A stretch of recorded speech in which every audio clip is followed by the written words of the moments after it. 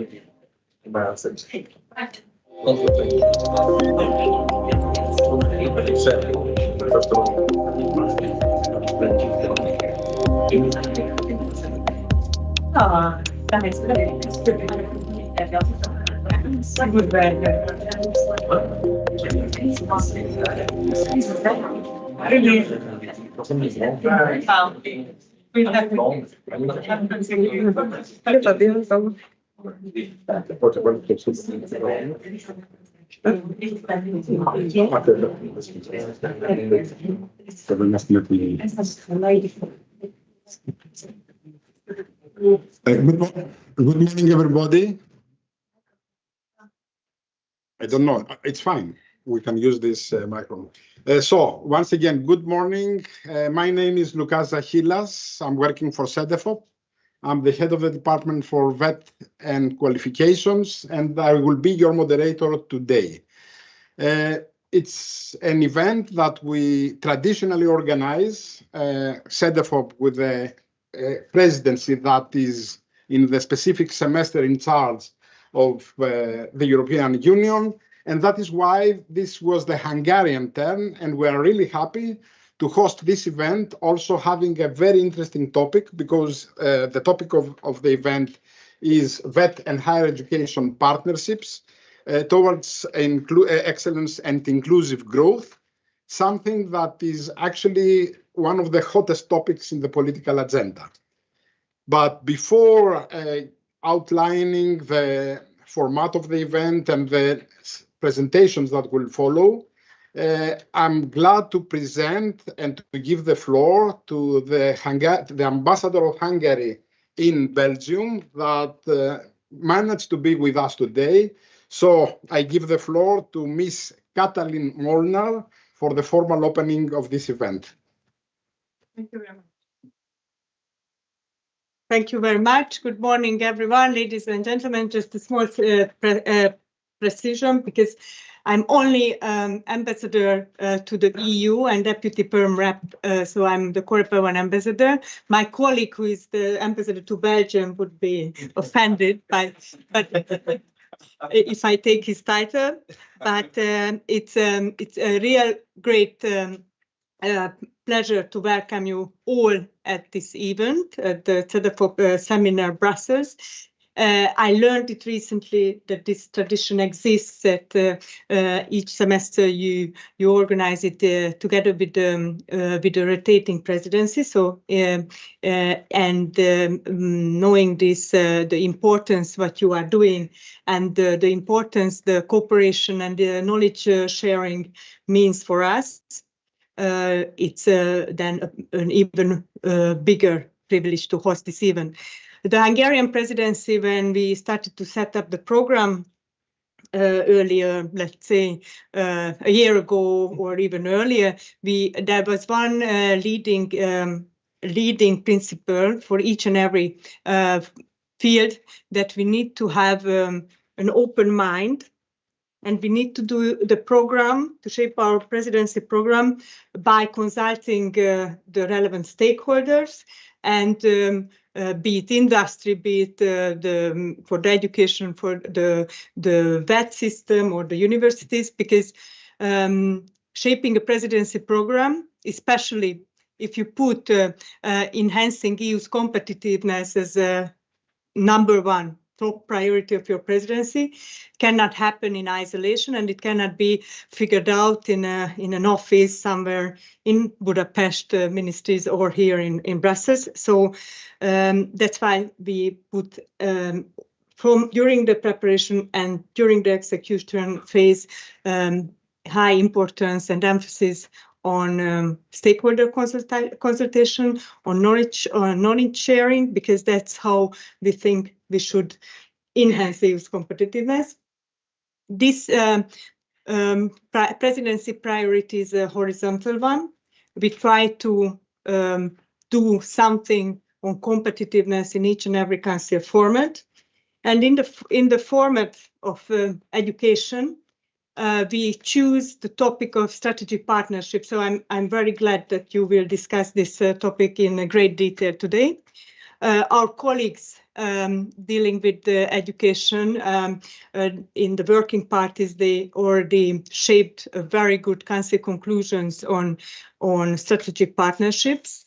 Strategic partnership, what we understand under this, that the universities, the vocational education system and the industry works together. So we do not educate workforce which cannot be then find a job. So the idea would be that it's a close cooperation with the industry and the representatives of the education, as well as with the mitigating role of the public administration. So in this sense, we are glad that you will discuss it in even more detail.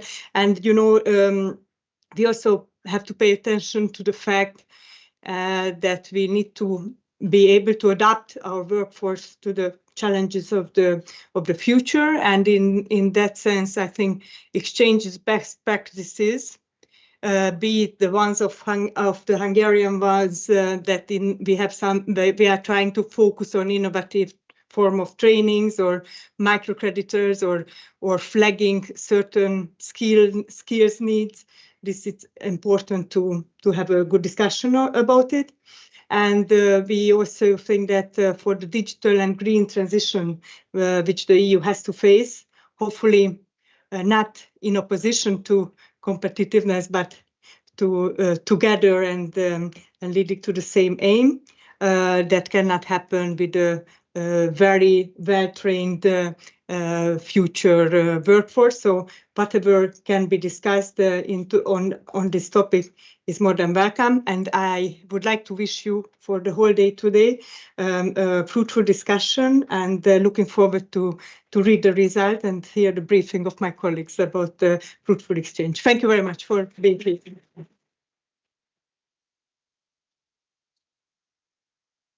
Thanks a lot. It will stay inside the room the way I called you before, so don't worry about that.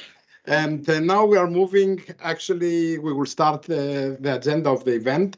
But before that, just to mention that, as it was already mentioned, the main idea behind this type of events is to combine the presidency's priorities and work in a specific field with Cedefop's research. So the specific topic actually combines what we are doing in the area of excellence and inclusion with what also the Hungarian presidency, as you already mentioned before, has also among the objectives of the presidency. The agenda is quite packed. It's not long, but we will start with the opening of the event from Cedefop and the Hungarian presidency. And then there will be actually a session on setting the scene, and this will be done by the European Commission. What follows are two sessions dedicated to the first one on Cedefop's research, and the second one on the Hungarian priorities and work in this area. I believe it will be interesting. We hope to keep your interest high, and that is why I believe we should move directly to the next session, and that's why I start by inviting to the panel Dr. Gergely Palmai, I hope my Hungarian has improved, and who is head of department in the Ministry of Culture and Innovation in Hungary. Dr. Palmai, the floor is yours. Very much. I have to say that was an excellent pronunciation. Thank you very much. An ambassador, esteemed heads of Cedefop and the European Commission, distinguished guests, ladies and gentlemen. It is a privilege to welcome you all to the 17th Cedefop Brussels seminar, a gathering that brings together leading minds and dedicated professionals in vocational education and training from across Europe. This conference is one of the most important events of the Hungarian presidency of the Council from the EU regarding VET, underscoring our shared commitment to advancing VET and fostering international cooperation in this critical area. Events like this are invaluable, providing a unique platform for exchanging ideas, exploring innovative solutions, and building strategic partnerships that will help shape the future of VET across the continent. This year's seminar theme, the transformative role of partnerships between VET and higher education, could not be more timely. Together, we will examine how excellence in VET can go hand in hand with inclusivity, a balancing act that is essential for sustainable growth in Europe. We will explore how initiatives are enhancing pathways from VET to higher education and examine Hungary's certified technician program, which aims to serve both excellence and inclusion. By addressing these topics, we reaffirm our dedication to providing learners with accessible, high-quality opportunities that meet the needs of a rapidly changing workforce. In closing, I would like to extend my sincere gratitude to everyone involved in organizing this seminar, especially Cedefop, as well as our hosts, the permanent representation of Hungary to the European Union. Your hard work and dedication have made this gathering possible, and I am confident that it will yield fruitful discussions and foster invaluable connections. I wish you all a productive and inspiring seminar. Thank you very much.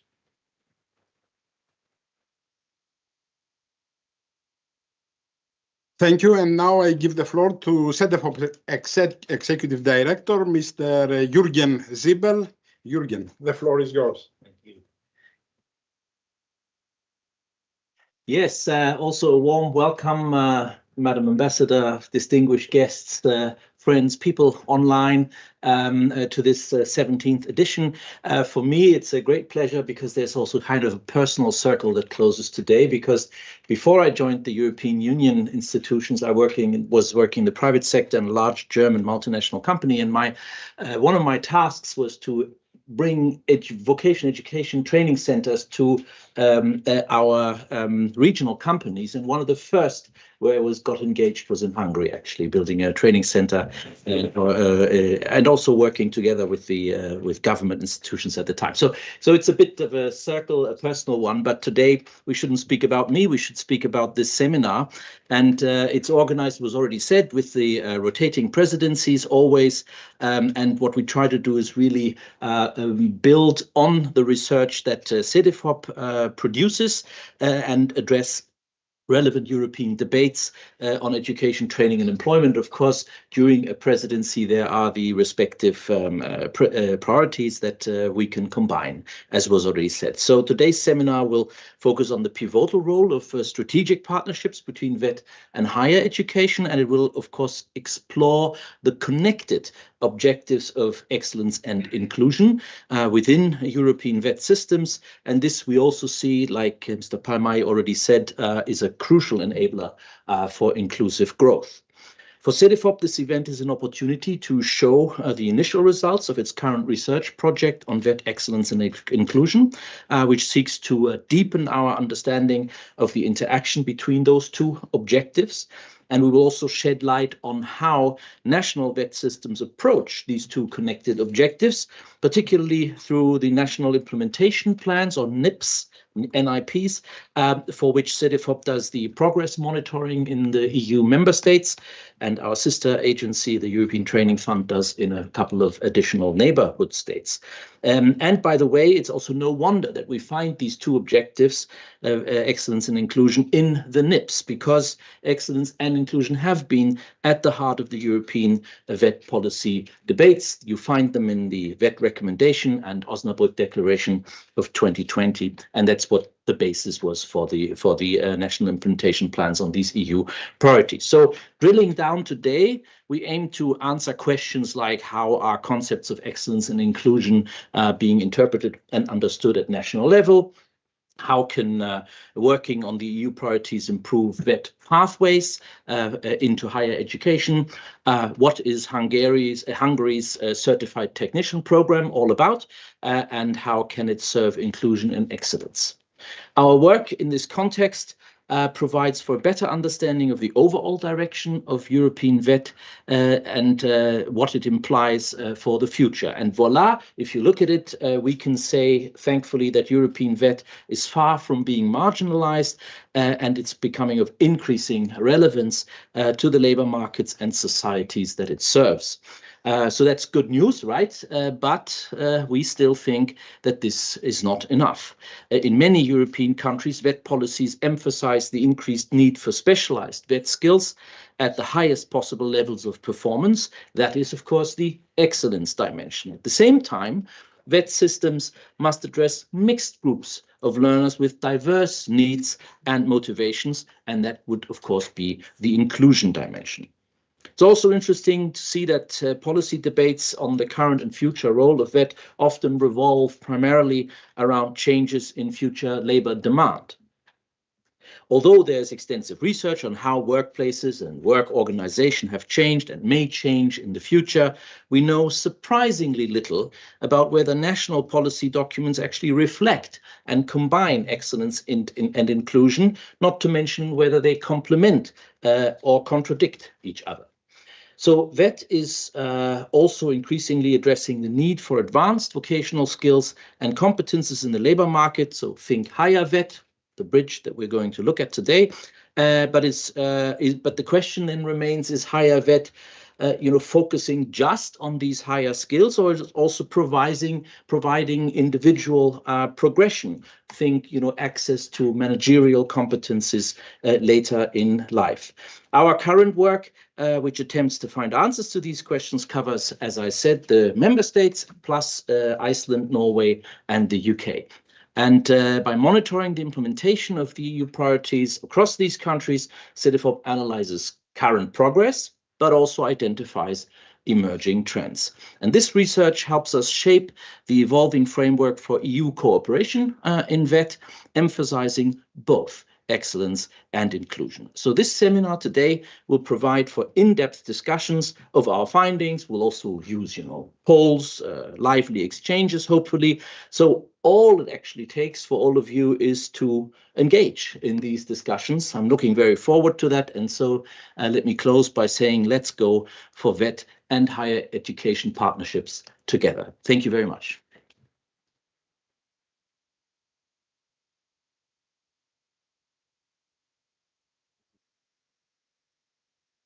Thank you, Jürgen. And after this introductory part, we move directly now to what I said before, actually to present what Cedefop and the Hungarian Presidency are doing in this area. Sorry, before that, we have to set the scene. I also... So before explaining what we are doing at the level of Cedefop and the Hungarian Presidency, we have to see VET and higher education and the political context behind. And I think the best way to have an input on this could be from DG Employment, and that is why I call Chiara Riondino, Head of Unit, Vocational Education and Training in DG Employment in the European Commission. Chiara, the floor is yours. Sorry that I tried to... Thank you very much, Lucas. Thank you very much to the Hungarian Presidency and to Cedefop for inviting us to this seminar, which is really a cherished and awaited appointment every semester, because for us it's very interesting that there is always a very clear topic that decided together with the presidency, between Cedefop and the presidency, and it really allows us to focus on one theme that is very important to dig a bit more into. And of course, I also very thankful to the Hungarian presidency for the Council conclusions on strategic partnership in education and training, because for us, partnerships are really the key to many of the challenges that we are facing now. We are talking about the political context in a very exciting moment, because we are awaiting the start of the new European Commission. We have now concluded all the hearings in the Parliament, and we will know soon when we will officially start. But if you have been following from the political guidelines to the mission letters of the different executive vice presidents and commissioners to the hearings, you have heard that definitely competitiveness is front and center for this new commission. You have heard that vocational education and training has a special role to play for both competitiveness, but also for inclusion, for the self-actualization of people, for rewarding careers. So it is incredibly important for us to promote all and leverage all the tools that we have to make sure that VET can contribute. As Jürgen said, many of the shortages that we are seeing today in the labor market, especially but not exclusively regarding the green and the digital transition, also the demographic pressure. If we look at healthcare, we have many professions that are in the VET area. So crucial shortages that are blocking actually progress in many economic sectors, but also at societal level. Because of course, when we look at care, this is at the essence also of our intergenerational fairness, of our inclusion, of the possibility for people to be well and to have an active role in society. We see that there are some challenges that we need to face in VET that are difficult to overcome. If I think about how we all say that VET is important, is crucial, etc., I also have to see and say that VET is still not as attractive a pathway as other choices, in particular higher education. Why? We have been working in the European Commission very hard on this now for almost a decade, really as a specific objective, and we have seen progress, but still we have a long way to go. In my view, one of the issues that are still blocking the full realization of the potential of VET is the limited opportunities outside the specific study and career choice. We hear often from people, from learners, from families, this is great, I really want to do and follow this pathway, but it is a specific career. So what happens if now with technology, with the digital transition, this career that I chose is no longer available to me?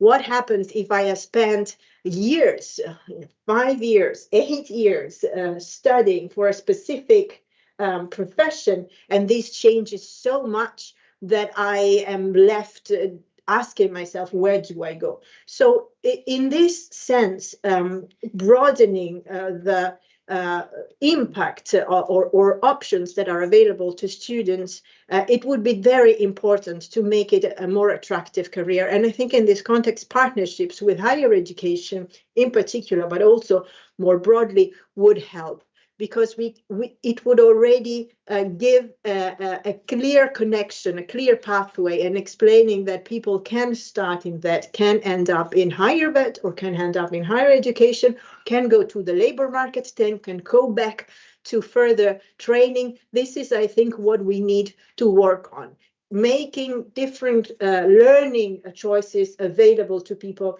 at every stage of their life. So, and this is one point. The other point is, of course, that when we look at the labor market, employers, or more in general in economic sectors, there is not a strong differentiation whether this person has acquired the skills through VET or through higher education.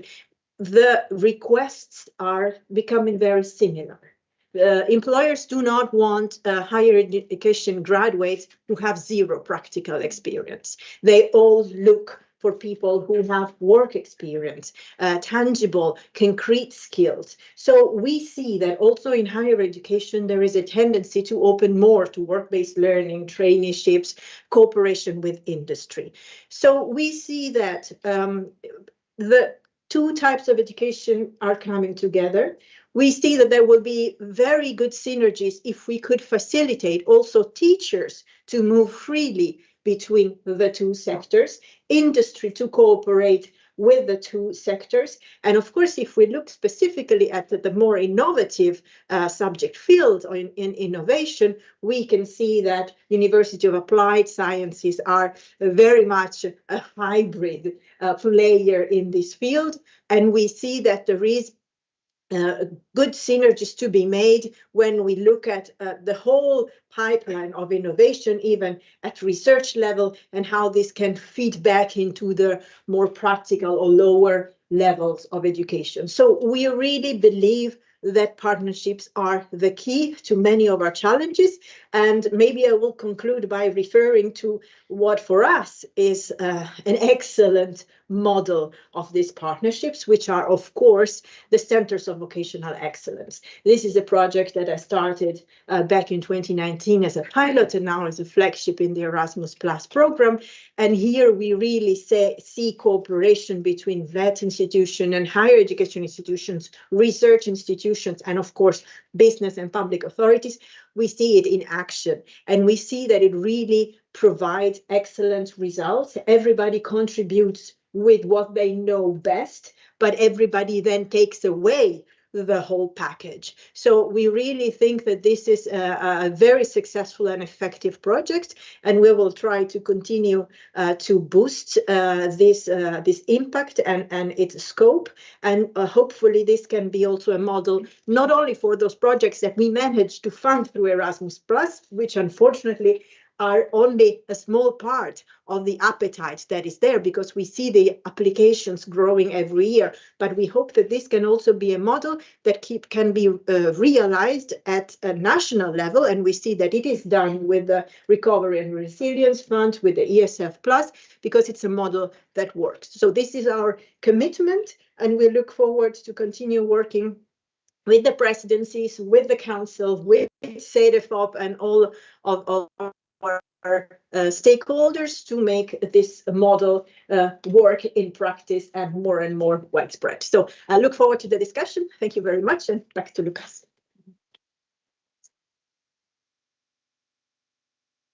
Thank you, Chiara. I think it was an ideal way to introduce the next sessions, because we had the opportunity to see the modern challenges that lifelong learning faces during these days. Also, we had an overview of what we do in the area, or the blurring boundaries, I could say, between and higher education, the different narratives we have in this area, but also discussing about partnerships and, of course, excellence and inclusion. Everything was context, and that is why now it's the time to go more specific. And for this, we start with two of my good colleagues working in the Department for VET and Qualifications, Ms. Anastasia Pouliou, expert in the department working in the future of VET. Excellence and inclusion is part of it, and the qualifications and credentials. And Veronica Leiner, working in also in policy monitoring, and who has a good experience right now working with us as a seconded expert, a Hungarian seconded national expert, and follows the developments in relation to national implementation plans. So, dear colleagues, the floor is yours.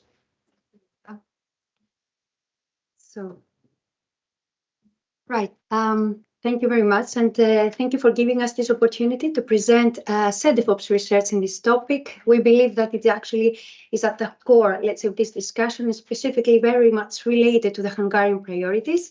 We will have a joint presentation, so I'm just introducing ourselves here. So I will be presenting lots of insights on what we are doing specifically with the theme of balancing excellence and inclusion, because this is a very key, important area. And also my colleague, who is about to come next to me right now will be first presenting the policy monitoring exercise and how Cedefop is trying, to really record and capture the different priorities of EU and the way they are perceived in member states, Norway and Iceland. So first, the floor is yours, Veronica, and then I will continue, so you can use that.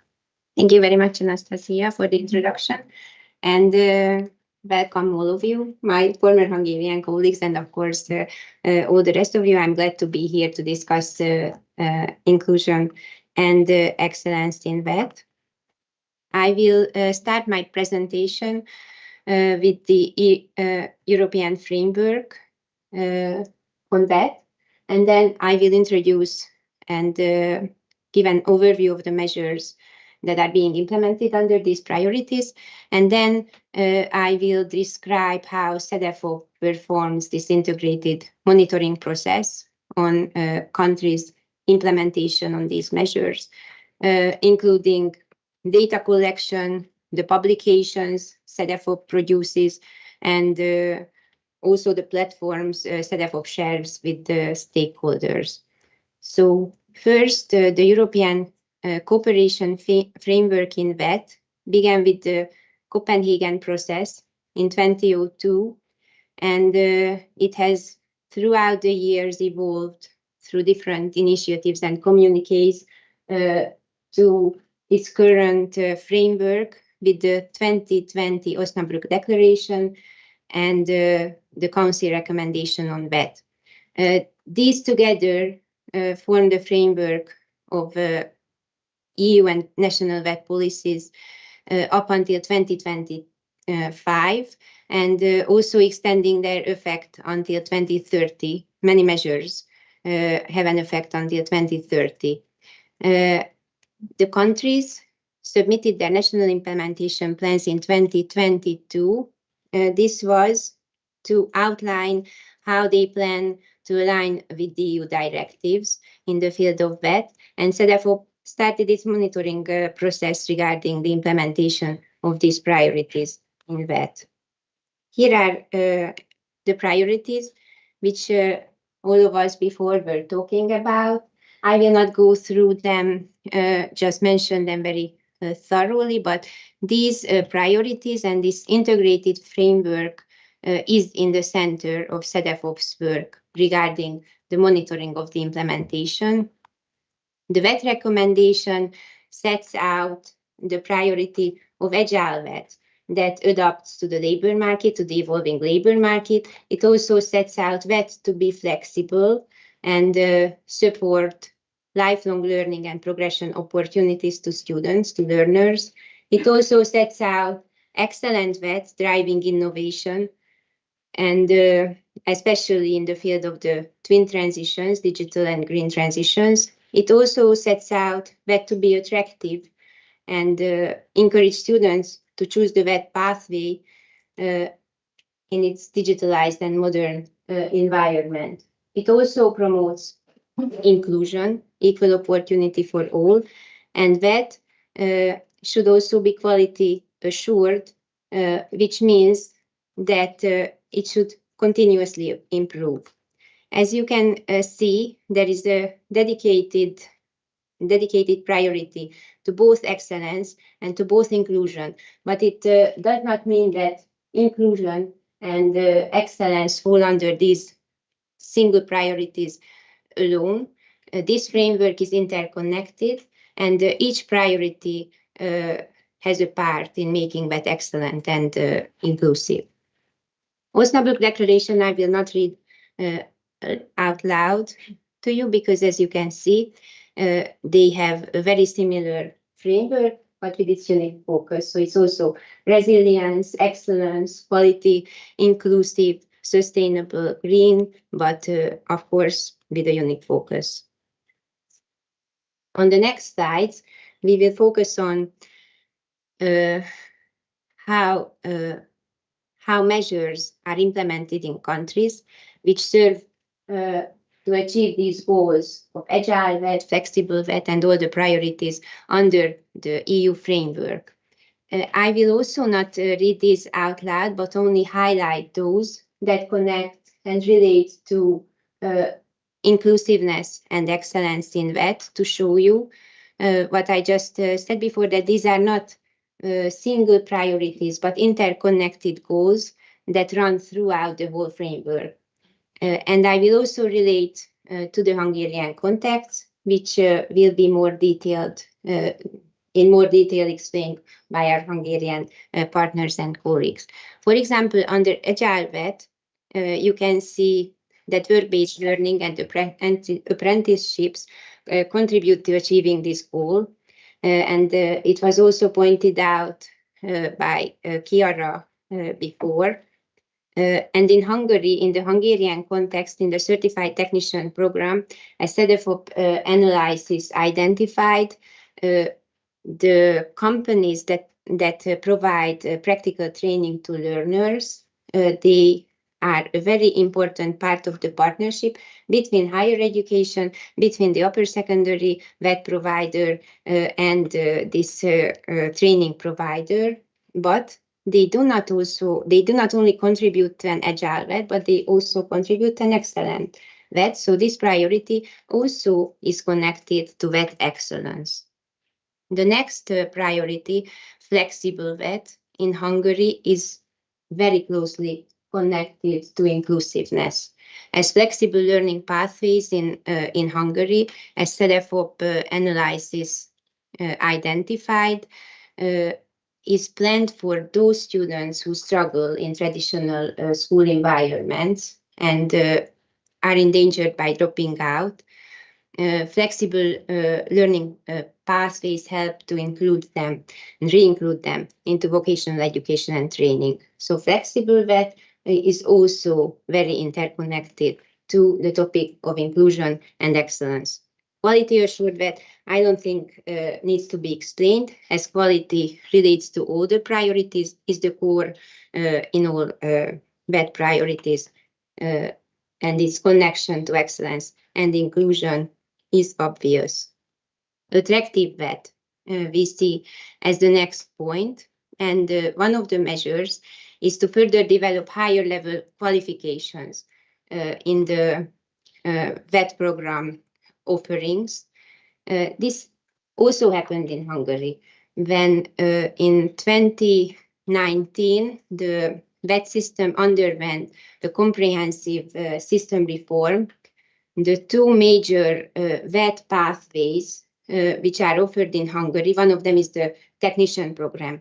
It integrated in the program offerings an EQF level 5 vocational qualification, which is very rare throughout Europe to offer at an upper secondary level, and it also contributes and it also facilitates a direct pathway to higher education, a more facilitated pathway to higher education. So attractiveness is also connected to excellence. And I left excellent and inclusive VET as the last points, as their connection to excellence and VET don't need further explanation.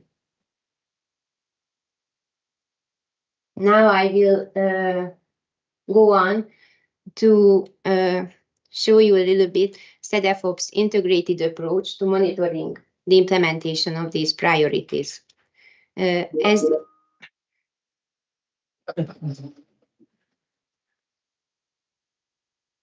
it has been already said before, the national implementation plans, the so-called NIPs, have been submitted by EU member countries, with the exception of 2 of the countries. So 25 EU member states submitted national implementation plans outlining how they plan to align with EU directives, and also Norway and Iceland.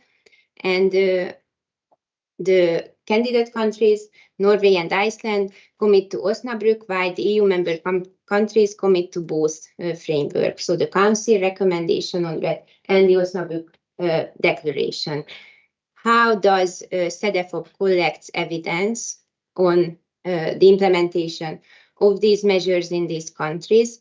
It is through the ReferNet framework, which is a network, ReferNet network, which is a network of expertise among the member states, and it has been established by Cedefop. It was established over 20 years ago in 2002. And the ReferNet network provides a very valuable input to ReferNet, to Cedefop regarding data. And there are thematic perspectives, there are ongoing tasks that are annual, and the policy reporting on the NIPS is an annual task delivered by ReferNet to Cedefop, and through this we can monitor and we can follow the implementation of these measures. Cedefop is also, of course, analyzing what measures these countries, the member states, are planning to implement, and we of course monitor the actual implementation. Up until now, over 400 policy developments have been submitted to Cedefop, and Cedefop created a platform to publish these measures, these developments, in a dedicated online tool, which is called the Timeline of VET Policies in Europe. And in one of the later slides, I will show this to you in a little bit more detail. What do we do with the data that ReferNet submits? Inform relevant decision maker and stakeholder bodies like the ACVT and EGVT. And also Cedefop publishes several products, the Timeline of VET Policies in Europe, which I will show you. You can see an image of this from our website. It also publishes country policy briefs. Here I put as an example the Hungarian country policy briefs. These were published in 2023, and they are planned to be published every second year. They give a little context and background on the country's VET context, challenges it faces in regards of these EU priorities. It also summarizes the goals set out by the national implementation plans, and then in the main part it follows up, it monitors how these measures are implemented in contrast to the planned measures. Cedefop also publishes briefing notes and thematic perspectives. Thematic perspectives is also a very valuable contribution by the ReferNet member countries. It's authored by them, but prepared in cooperation with Cedefop, and also gives a perspective on the implementation of the EU measures. We also discuss with ReferNet partners on different get-togethers, workshops, and stakeholder workshops where we share our research findings and also look forward to gather input from the stakeholders. This is the Timeline of VET Policies in Europe, an online tool I already mentioned before. This provides stakeholders a very rich collection of strategies, action plans, legal acts, regulations. It is thematized by these different categories. And as you can see on the slide, it also can be filtered by which exact European priority it targets, whether it be the VET recommendation or the Osnabrück Declaration. It gives a very structured overview of the measure the country is implementing. Now I put as an example the green and digital transition in the Hungarian VET. This is one of the 32 submitted policy developments in the system from Hungary, we received from Hungary. And if you click on this specific measure or any other, you can get the background why this policy measure has been implemented. You can read about the objectives, what it aims to accomplish. You can have a description, the main features of this measure. You can also see which bodies are responsible to implement this measure, which target groups it aims to reach, and which themes it is about. It also, you will see in a quick look, with which EU priorities it aims to implement, the subsystem, IVET or CVET, and the policy development. Our website provides further reading and also gives related policy developments, which give you a bigger picture on this measure. And as I said, Cedefop is actively involved in analyzing the NIPs, which were submitted by the member countries in 2022. This is the result of the analysis. Cedefop researched which are the most targeted measures among the 6 priorities that were set out by the Council recommendation on VET.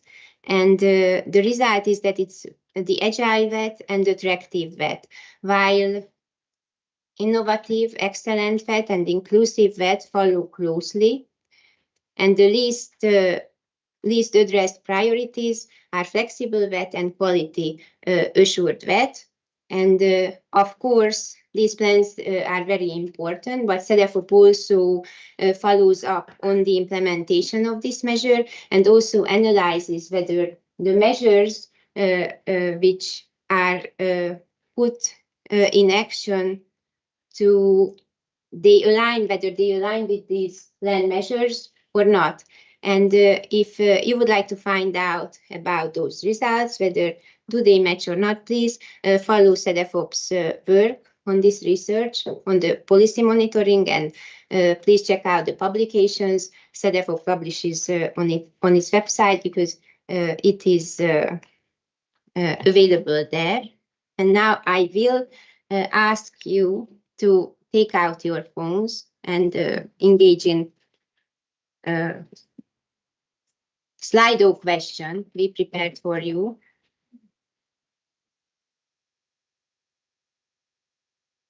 This is to get your ideas. You can scan this QR code with your phones. And this is to ask your ideas and opinions on what do you think that the relevance of excellence and inclusion might change in EU priorities post 2025 after the present framework, after the current framework. Are they expected to increase? They will remain the same, or are they expected to decrease in the EU framework? And I see already the results coming in. And about 90% votes for they are expected to increase so far. And I would also like to announce that those who follow us online, they can also vote and scan the QR codes or enter the Slido code to the platform and submit their vote. So please do so.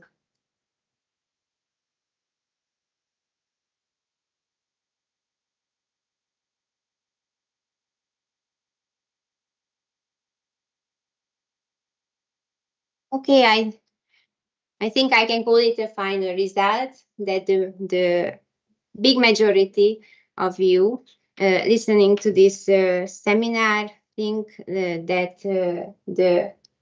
the role of excellence and inclusion is expected to increase in the future. And with this, I give the floor to my dear colleague Anastasia, who will lead you more further into this topic.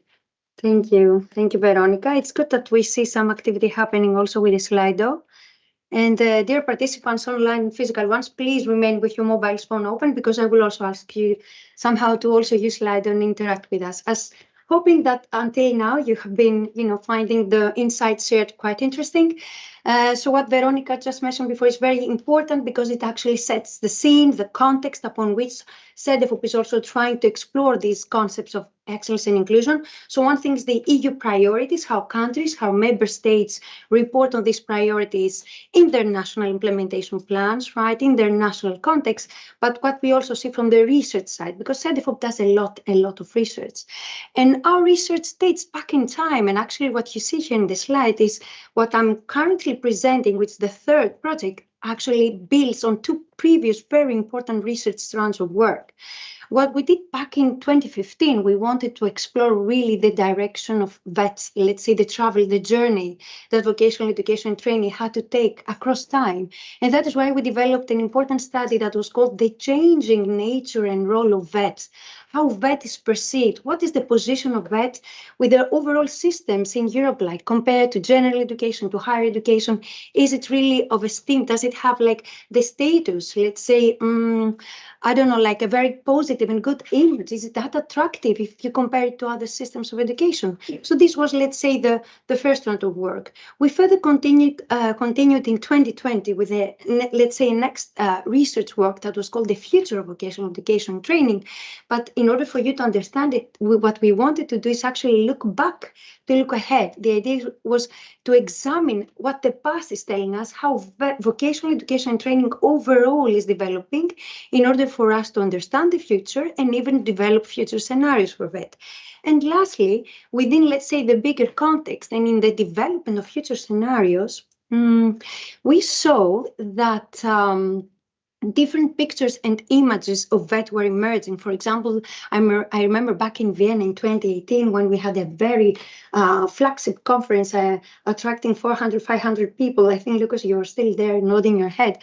We saw that the people representing member states, when they first heard about the future scenarios that Cedefop has presented for vocational education and training, they were really very much, let's say, connected to those. They really found that their national specificities and context would really somehow resemble the idea of having VET as a pluralistic landscape. Let's say vocational education training being delivered in different stages and having different providers and lots of this flexible provision that we talk about. So you see this idea of excellent VET, even back then when we developed the scenarios, really emerged as an idea. Now, as I said, our idea was to understand where is European VET heading. And there's always these two stories, two scenarios. There is always the positive and the negative scenario. For example, in the negative story, if you think about VET, yeah, VET can be a second choice. It cannot be very attractive. It is really declining compared to general education. And think about the digital, the green, let's say the skills mismatch, let's say the needs of the labor market are really threatening, let's say, the situation. So for this reason, perhaps somebody would consider, well, VET maybe cannot really achieve its goal. It might not really offer the basic skills needed. But then if we go to the other side and we have this more positive thinking, we will see that that's not the case. And of course, it's not us saying this specific statement. It's Cedefop research going back in actually 1995. We really went back to 25 years ago and we wanted to explore how VET has been evolving in different countries in Europe. And it was at that time, in that research, that we saw that VET is mainly expanding to higher education levels. It actually changes, as Lucas mentioned before, it's the blurring boundaries between IVET and CVET, initial and continuing VET, the importance of lifelong learning. So in that sense, VET is becoming diversified, but also strengthened. And that was a research finding that came about. And of course, we also saw that VET is in the position to deliver not only medium level skills, but also higher level skills, the ones that are needed for economic growth. So within that context, we decided to focus on this concrete research on the balancing. And I think it was already mentioned at the beginning of the speech about this balancing act, because there seems to be kind of a tension between these two concepts, how excellence is perceived, how is inclusion perceived, how are they conceptualized, and what is the important link and connection, if any, between them. So, of course, in that study, we also wanted to explore a bit what is happening in EU. We are very much aware that there is a concrete need for specialized VET skills. but not at a medium, but really at a high level of performance. This is a very important thing we noticed. And of course, this is referring to the excellence dimension, if you think about it. But we also saw that VET, let's say, as a system of education, can also be viewed as having this social inclusion function. It can actually act as a tool, a way to include and integrate different types of learners. It can be migrants, let's say low qualified people like women, like different types of learners, target groups that perhaps would be at the risk of being excluded from the labor market. So in that sense, we see that VET has this inclusion, let's say, function. This is the inclusion perspective. As I said before, our current study really builds on what we have already been developing in the past. We produced these important scenarios and we produced numerous publications on the topic. So this is, let's say, the background, the analytical framework, the research methodology we're using, but also what my colleague Veronica showed to you before. We are very much based on the timeline of VET policies. Why? Because this is a unique instrument that captures all the different policy initiatives, the strategy, the legal documents that countries have been developing from 2014 onwards. And for us, this is a very important point of reference in that sense. Back in time, I keep referring to the past because the past can only teach the present and the future. And if we think about future priorities in VET, we really need to learn from what has been happening before. So what Cedefop did, we tried to create 2 national scenario workshops. We visited 2 important countries, and of course, all countries are important, but at that point in time, it was the Slovenians and the Norwegians who volunteered, let's say, to develop a national scenario in their context. And we wanted to really discuss with them about their scenarios for VET, how vocational education and training will develop in the future. So the Slovenians actually developed a scenario that they called inclusive excellence scenarios, which we, by the way, in our study, we did not consider it as a given term. We cannot, sometimes we talk about inclusive excellence, but we cannot really be sure that this is taking really place in different national contexts. But in Slovenia showed us, okay, you can't read the details, but the idea is that they wanted to present the picture of how they understand VET. And in their context, they tried to combine excellence and professionalism with a very important involvement of schools. Schools, let's say the VET providers, are a key, let's say, player in the field. So for them, it's a very important part. Of course, they have very concrete target groups in mind. So the idea is to really target diverse target groups across all levels, like even older learners, people that are away from education and training. They could be given the opportunity to come back to their school, to the classical educational stream. So for them, this whole picture talks about an inclusive excellence scenario. In Cedefop research, we try to have a holistic approach. We try to look at these terms, not at their having in mind their, let's say, narrow concept, but also the broader, let's say, definition. And for this reason, we believe that excellence is something that can be found at all levels of education and training. It can be general education, vocational education, training, hierarchy. It can be really at all levels. On the other hand, if we think about inclusion as the other side of the coin, we might think maybe it can be, let's say, it can appear at a specific education level, but perhaps then the provision might be open, or even it would allow or give access to all types of learners. So it really depends on how you conceptualize these specific terms. But at the same time, we think about specifically the characteristics of excellence. Here, I'm just saying that it talks about finding the unique quality within a specific education provision. So if you decide to focus on one type of provision, then it is at this specific part that you need to really make sure that you develop excellent, let's say, processes in that sense. On the other hand, of course, inclusion is always referring about the inclusion, let's say, of all types of learners in order for them to benefit from this unique quality. And lastly, we always we can consider this term and their links, their position in their overall education and training sector, and also the links with the skills formation, the labor market system. And I think also this is very important because the idea is that when we talk about excellence and inclusion, who is the target group? Who is, like, if we are going to target, let's say, the learner or the employee, let's say, the idea is we have to try and support those people in order to find their way throughout their employment or education journey. So I think these are important items. Of course, our study covers 3 main thematic areas. We already almost finalized the first strand of work, which is an important mapping exercise. We wanted to understand, based, of course, on the timeline of VET policies that my colleague showed you before, how national VET systems have been addressing the objectives of excellence and inclusion starting even from the 90s. We really tried to adopt a historical perspective. We wanted to go back and understand and interpret why Germany, for example, would decide to, if, for instance, prioritize excellence, why would that happen? How, in what sense there are specific policy arrangements, legislations taking place in that country, showing why this is a specific priority in the country. This is very important. Currently, we're in the second phase where we want to explore the conceptual foundation of these objectives by targeting specific countries and member states. And lastly, of course, this is very much linked to the topic of today's discussion, we want to examine the expansion of vocational education training at higher levels. And for me, this is a very important element I will just about to show you. So what do we mean about higher VET? Because I think the title of our seminar is like partnerships between VETs and higher education, but how do we really, again, conceptualize VET at higher levels, I would say, not necessarily higher VET. And I'm not going to confuse it with different terms, but I think this graph is very clear. So what it actually shows, if we think about higher education, right? So on the one hand, we have higher education that we all know, it's the academic education that spans from EQF level 5, which is post-secondary, post-secondary education, up towards upper levels of EQF.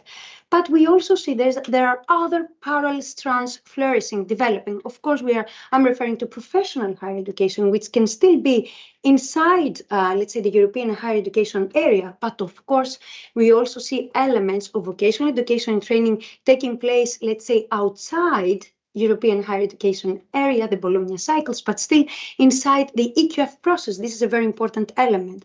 So what we did in our study, in the ones that we have developed so far, we try to, let's say, combine the two, let's say, concepts, and we are now discussing about higher VPET, which is mainly vocational and professional education and training. You really need to draw the big picture here. You really need to capture all the different developments in these different levels. So having that in mind, and that kind of concept of VET higher levels, what we also saw, and the concrete result of the research finding, is that that type of VET, like let's say VET expanding to higher education level, well, this is an agreed finding. It is actually gaining speed. This is what the research shows. And opening up to this higher education level is very important because it can be understood in 2 ways. One, either transferring into existing, like for instance, you study in a vocational program, but you are also integrated, you are accepted to continue in a higher education program. This is fine. But it can also be in a position to show an advanced level VET pathway, even a separate pathway, if I may, actually a second pillar of higher education system, which would target specifically work-based learning, and it would offer that type of training beyond level 5 of the NQF. This is a very important, let's say, development that our research has actually showed. And of course, this expansion has an important implication for institutions, for existing institutions, but also the idea of including different types of providers. And of course, here, the important role of COVIS, the centers of vocational excellence, cannot be, of course, not be mentioned because they are a key. They are trying to build an ecosystem in terms of partnerships. They are really innovative. So I think when we think about higher VET, it's the institution perspective that is really key here. And of course, what kind of skills and competencies are offered? Do we talk about transversal skills competencies? Is it more, let's say, occupation-specific skills and competencies? So these are important elements. Our study tries to cover these specific research questions. We want to ask from this year and the next year, these kind of research questions targeted to all member states, Norway, Iceland, and UK. To what extent are higher VET institutions and system really address the objectives of excellence institution? Think about EQF levels 5 to 8, like really high levels in the education stream, and in what sense these concepts are really understood, what types of learners are targeted, what types of pedagogies are used, and of course, what are the differences across Europe, because there are lots of differences in that sense. Of course, our methodology is varied. We try to use an expert survey, case study countries. We also try to have an extensive desk research. We are now currently preparing expert interviews in order to understand the concepts in the second theme of our work. We will also be developing future scenarios, again here in this important work. Let's say, how do we see excellence and inclusion evolving? How do member states really would prioritize those two concepts in the future? And lastly, on the expanding VET at higher levels, we also want to include ReferNet, which is, as Veronica mentioned before, is a very important network of Cedefop that is really in a key position to give us the answers to the question I showed you before. Of course, our work builds on a very complex analytical model. I mean, it has this, I want you to focus on these three bubbles, the idea of having, when you are going to analyze different concepts in vocational education and training, you need to think of three main areas. One is the socioeconomic labor market perspective. For example, what is the currency of VET in the system, the relationship with the occupational sectors and the skills that are provided. But also we need to think of the second important thing, which is the pedagogies, the epistemological perspective. What kind of methodological tools are used by teachers to really teach VET at higher levels? And finally, it's the education system perspective, really the relationship between continuing VET and initial VET, continuing VET and VET at higher levels, as I said, what kind of providers are there, what is happening with teacher education, which is very important. As I said before, vocational excellence and inclusion are very important concepts, and we try to also understand whether they are contradictory or complementary, because they are very diverse. They are defined in so different ways. And for example, what I did, I extracted a definition by European Commission on the right side of the slide, where what you see here, for instance, we think about excellence the way Commission is really actually defining. It says it actually provides high quality VET that is not only tailored to the demands of the job market, but meets the diverse needs of learners. So it's inclusion there. It's in the definition because it's quite broad. But if you think of it having it in mind in a more narrow sense, you would see that the way literature would refer to those terms, it would be mainly focusing on the characteristics of the target groups, of the individuals. Maybe it's only about the very talented, only those are the ones that we really care about. So you see, it really depends what kind of concepts and definitions we're taking. Of course, just a very short glimpse on the insights of our study. We have been analyzing from the timeline of VET policies 150 policy documents, and you can see in this axis, for example, number 1 shows the policies that do not make reference or make a very small reference to excellence and inclusion, and going up to the level 5, which is really a very strong reference to excellence and inclusion. And of course, what you see here is that 39 policies from different countries, member states in Europe, have a strong focus on both. So we see for these countries that these two concepts are explicitly seen in the policy documents member states are developing. This is a very important finding. But we also see that there are another 37 that only focus on excellence, whereas, guess what? On inclusion, we have even more. 53 policy documents make a very strong reference on inclusion. And of course, I want to tell you that it always depends on the timing, because what we also saw is that the strong focus on vocational excellence usually is actually identified from 2014 onwards. So if you go to the past, you would see mainly the emphasis on inclusion being more prevalent there. So you see, it really depends, what kind of time scale you have, which are the member states that we are covering, what kind of policy documents we're trying to analyze. And of course, there are varied results. There are some countries that focus on both. And but this is actually taking place mainly recently, more in recent times. And finally, 40% of those policy documents have really this broader scope and would even go beyond the VET system. And quite often for us, what was very, very challenging to do in this exercise of Cedefop was, first of all, to translate these policy documents in the national languages they were, let's say, being developed. So that was quite challenging. And the fact that quite often what we saw is that there is not an explicit reference to these concepts. It can be quite implicit in that sense. Sorry, it's talking too much. And then finally, yeah, I always have no, it's okay. I can do it, I think. And then finally, we wanted to see also how they have been addressed over the last 25 years. You see in blue the key main elements that these national policy documents talk about. For example, as I said before, it's a target group that they're referring to. Of course, the flexible pathways. I think also Veronica mentioned that before.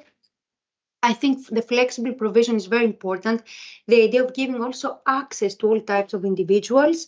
We also saw references in these policy documents about new types of programs, bridging programs, second choice schools. Again, this hints towards this idea of excellence. Of course, when we wanted to explore when we wanted to explore the types of competencies, we saw also key competencies and transversal skills and competencies being very prevalent. And finally, the idea of the teacher and training, continuous professional development, being very important in that aspect of vocational excellence, because we also think that high quality teaching and learning is really an important part. Yeah, so I will finalize my presentation before I ask you to engage with us. And I want you to reflect a bit on this first metaphor I'm sharing.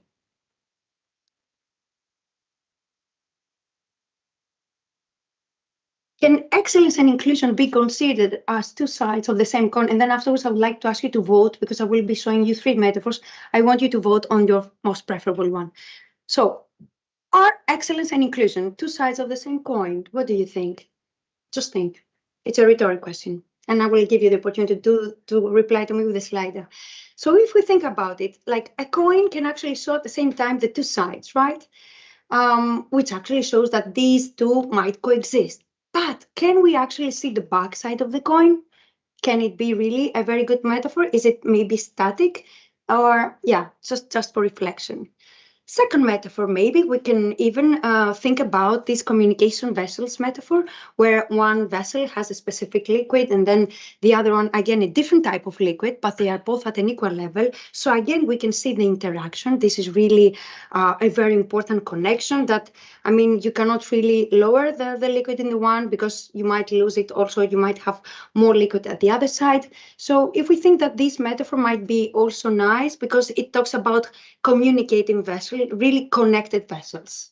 Yeah, that could be a good metaphor, but perhaps it can be very mechanistic. I mean, how can we see the holistic aspect of the two different concepts, right? And then the final metaphor, can we consider them as a scale with two perhaps unequal weights? I mean, maybe that metaphor would tell us that we need to devote efforts which are of very different nature. Different efforts can be devoted for excellence and maybe very diverse ones for inclusion, for example. But again, here, I mean, we need to consider what kind of balancing. I mean, we really need to retain, yes, you see this link, the connection between the two. But again, what about their complementarity in that sense? So I want you to consider and tell me at the end of this session which metaphor you like or which one resonates the most. And final word, of course, we talk about excellence. And before I mentioned about excellent learners, the best, the highly qualified. And what else? We had the opportunity, of course, to visit the Lyon World Skills Competition with my colleagues of Cedefop. And it was there at that specific occasion. We had the opportunity to see 1,400 competitions from 71 countries competing across 65 skills competitions. And it was a unique opportunity to showcase their excellence, really, how best they can be in the actual competition at an international level, but how well they manage in a team, which again could hit towards this inclusion aspect and being, together and having all different types of learners competing for the same purpose. Of course, Cedefop is participating in international discussions on TVET, on the interagency group on the future of vocational education and training, together with international organizations like UNESCO, ILO, World Bank, the WHO, different types of organizations. And we're actually at the moment also discussing these important concepts of excellence and inclusion in that theme. So this is my last part, but before I give you the floor, Veronica, do you mind if we do the slide though, just before that? Okay, so then now again, please pick up your phones And Katerina, okay, with my using that? Yeah. Okay, great, thank you. Now, the floor is to you, and also for online participants, please pick up your phones and scan the QR code and try and tell me, please, how is excellence understood in your country? Because I try to design a bit this painting, right? And I gave, let's say, or I hoped I managed to give you different dimensions, but I would like to hear from the audience whether excellence is something that is really can be available for all types of learners. Is it only available for a few? Perhaps it is linked to technological advancements. Maybe it can be a characteristics of a program. Let's see. So it's really, yeah. So let's give some time for people to come in, and I hope also online participation will be there as well. So it seems so far that excellence can be connected to the way the institutions should be organized. So we're really focusing, you remember the three bubbles I showed you, like the institutional perspective, the system perspective, the pedagogical perspective. So really focusing on the institution side, this is very important for us. But we also see some comments related to the types of target groups, the learners. So the idea is including or integrating all types of learners. This is interesting. Right, there are some participants that also refer to technological advancements, but a characteristic of a VET program, well, I don't see anything. I don't know if I can also move the cursor. Maybe I can try. Yeah, there are some replies on that. Is linked to technological advancements, innovative pedagogies. Yes, but I would say the winner is the first one, right, Katerina? What do you think? You agree? Yeah. So it's institution, the VET institutions, and the way they are organized. Because we also talk about partnerships, links, and also the way institutions are organized and the connections with industry and the companies. This is very important. Excellent. You're with me. I have more questions coming. So what about inclusion? Excellence, yes, but what about inclusion? How is it understood in your country? Is it only linked or mainly linked to special education needs, to disability, persons with disabilities, or to wider target groups? Or are they seen as a key characteristic of a system, or maybe of just one VET program? I mean, because, yeah, we need to think. Interesting results, Veronica. What do you think? Wider target groups. This is the inclusive excellence part we had in mind before. But not only. So it is also seen as a key characteristic of the whole VET system. All should be able to find a place in VEN. Wow, competing replies here. Very good. And let me see a bit further down. Yeah, so it is seen as a characteristic of a VET program, very few participants. Okay, great, wonderful. I think I'm very happy with the first and the second. I would say yes, they are both very, very important from what the participants are telling us, that inclusion can be linked to wider target groups, and they can at the same time be considered as an important characteristic of the whole VET system. Wonderful, more questions are coming. So, there is one, a yes or no question.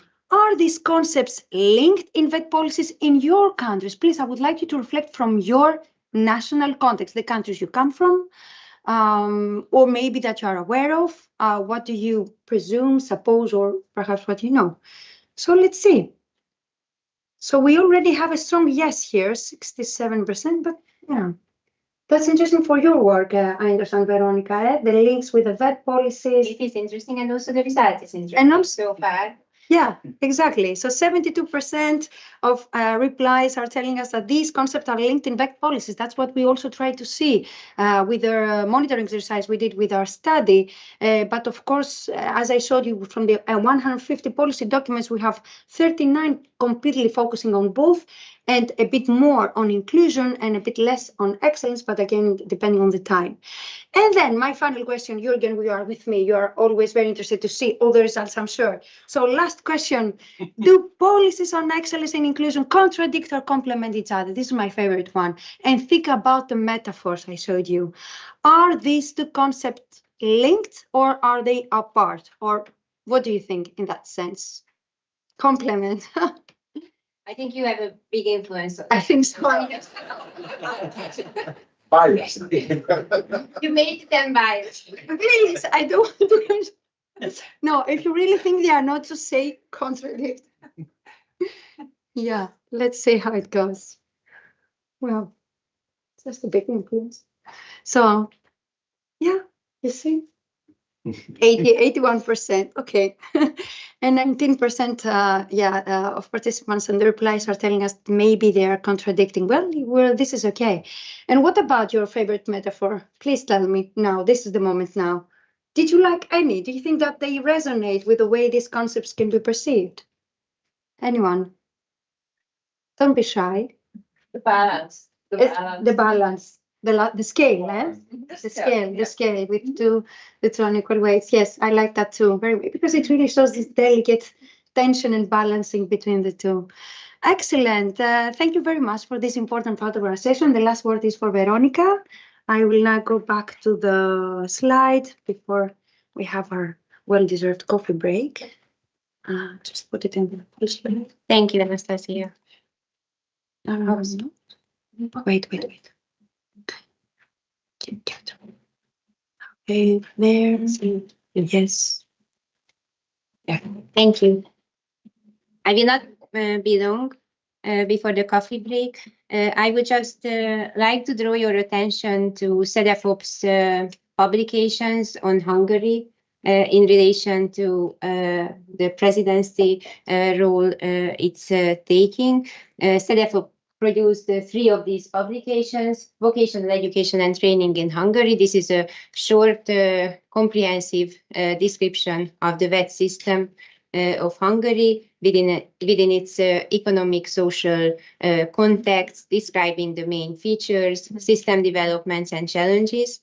We also produced a short version, a focused version, a kind of spotlight on VET in Hungary, which gives a comprehensive summary of the main features, and also a video on the Hungarian VET system that highlights the key topics and which will be played in the later section to bridge Cedefop and Hungarian sections together. And thank you very much for your attention on our side with Anastasia on behalf of Cedefop. And please enjoy your coffee.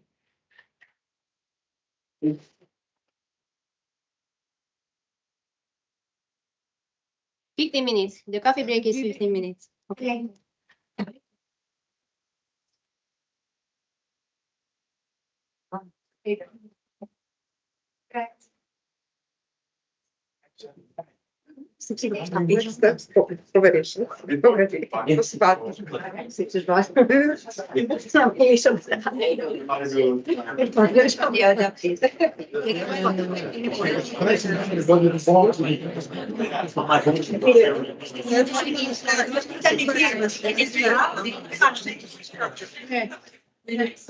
Dove caparano? No, c'è quello.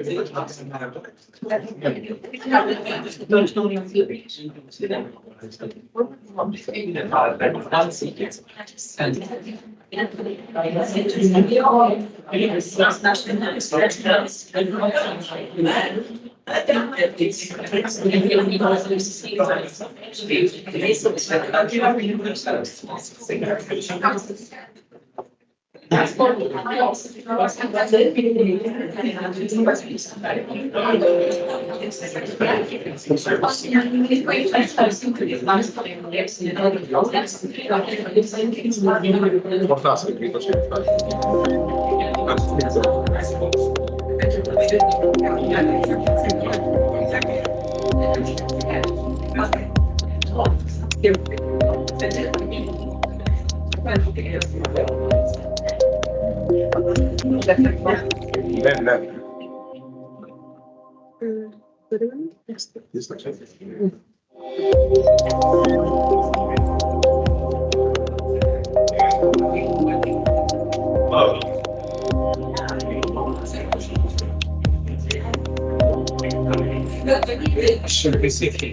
Yeah, I suppose, yes. Please.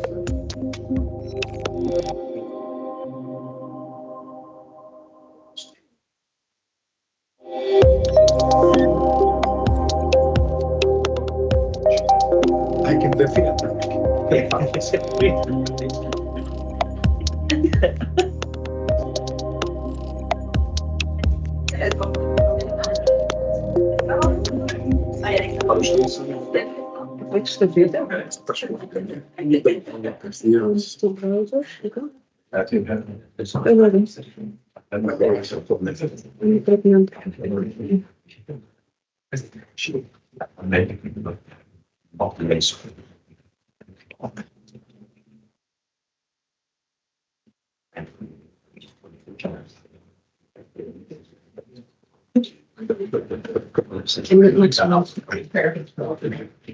Welcome back, at least some of you, because the break always has casualties. But let's start with the next session. And the next session will be a bridge between the previous one and the session in which the Hungarian presidency will present the priorities and the work in this area. So, as my colleagues mentioned before, in Cedefop, we have developed, and we do so in all cases of EU presidency countries, we develop videos that try to capture the VET system in the presidency country. So let's have a look to the one that we have prepared for Hungary. Vocational Education and Training, or VET in Europe. Spotlight on Hungary. Just a moment, because it has to be full screen, and I don't see the... 2019, Hungary reformed its VET system, separating VET from general education. Under the Ministry of Culture and Innovation Governance, VET focuses on aligning education with the skills employers need. Vocational qualifications can be awarded by schools, training providers, and higher education institutions. Hungary has 527 VET schools, mostly public. In 2022, 52.9% of upper secondary students were enrolled in initial VET, compared to 49% in the EU 27. The school-based VET system offers two main pathways, starting at age 14. 5-year programs lead to the matura and a qualification, such as chemical technician. 3-year practice-oriented programs lead to qualifications, such as carpenter or cook. Scholarships support learners during their studies, and dual VET programs offer work placements alongside school. Flexible programs ensure inclusion and adaptability. In 2023, 86.2% of recent DIVET graduates, aged 20 to 34, were employed, demonstrating a strong alignment between VET and labour market needs. Adults can access upper and post-secondary school-based VET. The first two qualifications are free. Flexible training outside the formal system targets changing labour market demands. In 2022, Hungary ranked second in the EU for adult participation in lifelong learning. Key challenges are labour market needs and early school leaving. Efforts focus on modernizing digital and green infrastructure, strengthening dual training, improving partnerships with higher education, and supporting teacher development. For more details about VET in Hungary, visit www.cedefop.europa.eu. So, for the creators, we can at least say that it's actually, I think, a very nice way to capture the main elements, because moving into details, we need the support of our hosts. So that is why the next session will be the session dedicated on what Hungary does in this area. And we will have the pleasure to have 3 presenters. We will start, I will mention all presenters, and then we will start first with the lady that I will present first, Ms. Katalin Zoltan, who is Senior Policy Advisor in the Ministry of Culture and Innovation. Then Dr. Gergely Palmai, Head of the Department, Ministry of Culture and Innovation, will present strategic partnerships between VET and higher education and the Certified Technician Program. And finally, It's not a lady. It's a Zsombor. It's a strong Z. Zsombor Bati, who will present flexible learning pathways. So, Katalin, your role is to present EU priorities regarding the development of the Hungarian VET system. The floor is yours.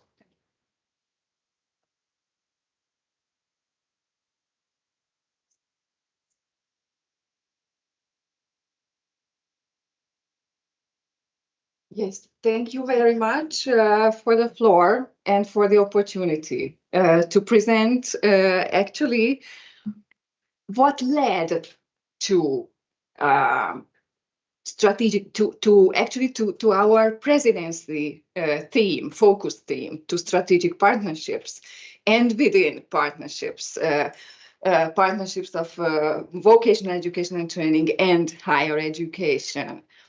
Because as the Cedefop colleague Anastasia said, the past is extremely important to know the present and the future as well.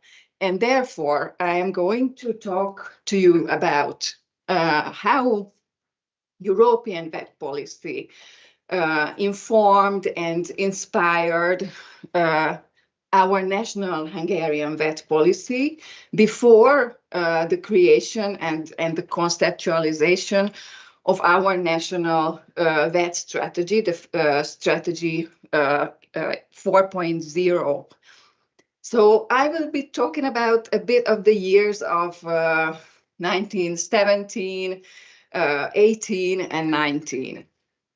Well, actually, so the European context and the Hungarian, and those two hands holding each other and shaking each other are very important and symbolical in our view, in our Hungarian policy view, and symbolizes, of course, that we for VET policy, we work together with the European community and with the European countries and learn from each other.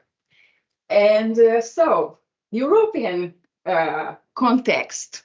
Maybe I would start with the European semester and the country-specific recommendations.